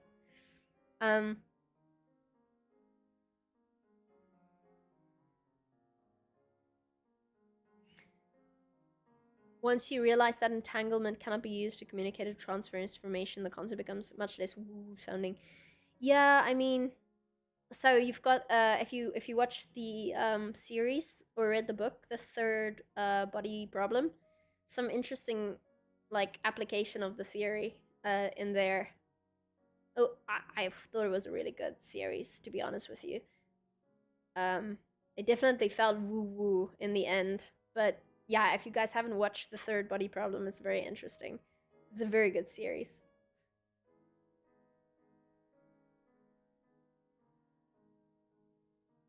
Yeah, you, Cal, I agree with you. Black holes? Oh no, I'm not a physicist. Black holes are creepy, man.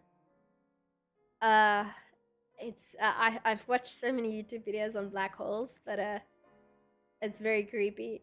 It scares me as a human to think about something that just sucks in everything and we don't get to see it again. Sometimes it releases some energy back out, which creates the theory that there is something in there. Like, where does it go? I mean, it's incredibly weird and scary to me. It would be like, you know, like asking a fish what he thinks of like the what's on the other side of the Great Barrier Reef where all the boats are. It's like almost unimaginable for us tiny humans, you know? It's a fictional book. I know. My point is just that they have tried to create scientific fiction of what it could mean. I mean, we do not understand enough to actually know. That's the whole point. It's very hard. It's also theoretical. Quantum theory. Um yeah, to think that we have discovered everything there is to discover is also like it's also kind of moot, because again, if you just look at all the discoveries we've made in the last 100 years, like things we've never thought would ever exist. Like, do you think 300 years ago, 400, 500, 600, 700, we could even fathom what electricity would be? You know? Like, how would we even come upon such a thing?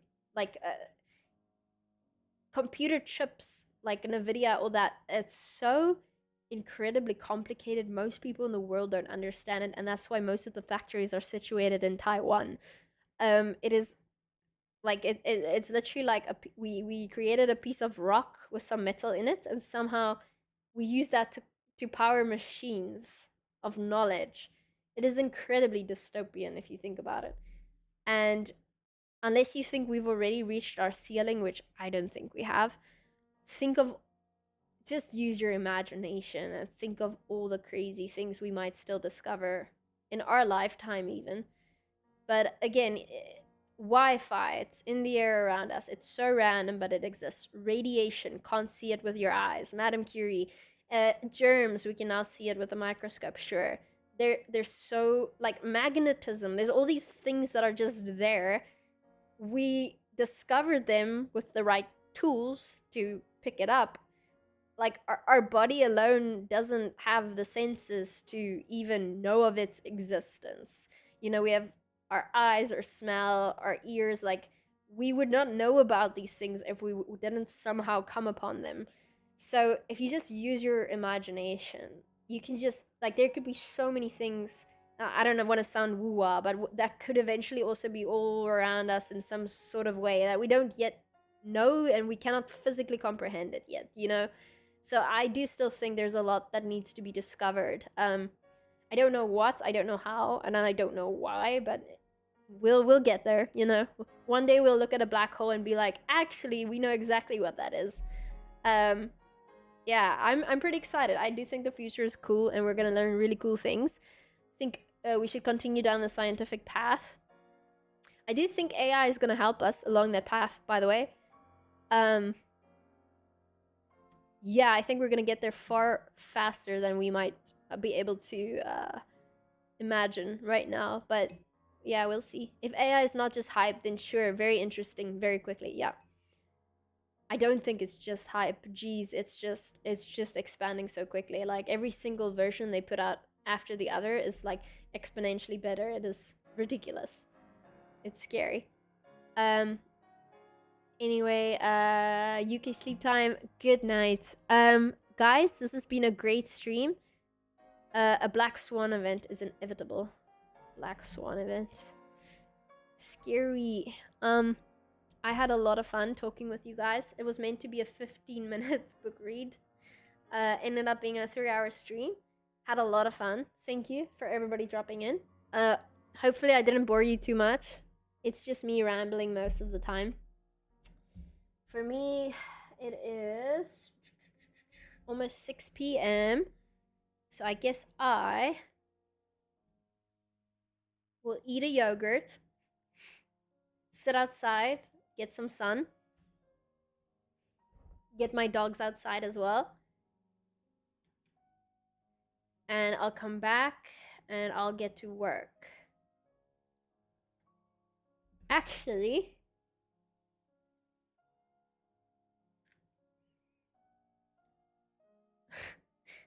I think I have a meeting in literally 10 minutes. Okay, yeah, I have a meeting in 10 minutes. I'm gonna go outside, eat a yogurt, come back, meeting. Okay, I love you all. It was really cool hanging out. Thanks for dropping by. Really had fun. I'll keep the stream up if any of you missed it. The reading is somewhere there in the 3 hours if you missed it. We read some Harvard stuff, okay? Benjamin Franklin's autobiography. He was the youngest of 17 children. Did you know that? Now you do. I'm gonna send you off. I haven't rated somebody in a while. I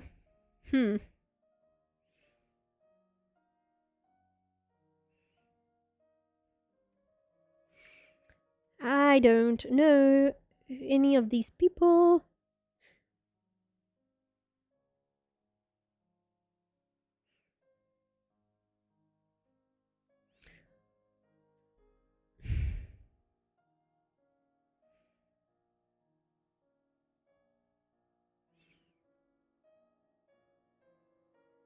Okay, here's a girl playing a game. I'm gonna send you off to her. Okay. Have a good one, guys. I'll see you again, hopefully, before the end of the week.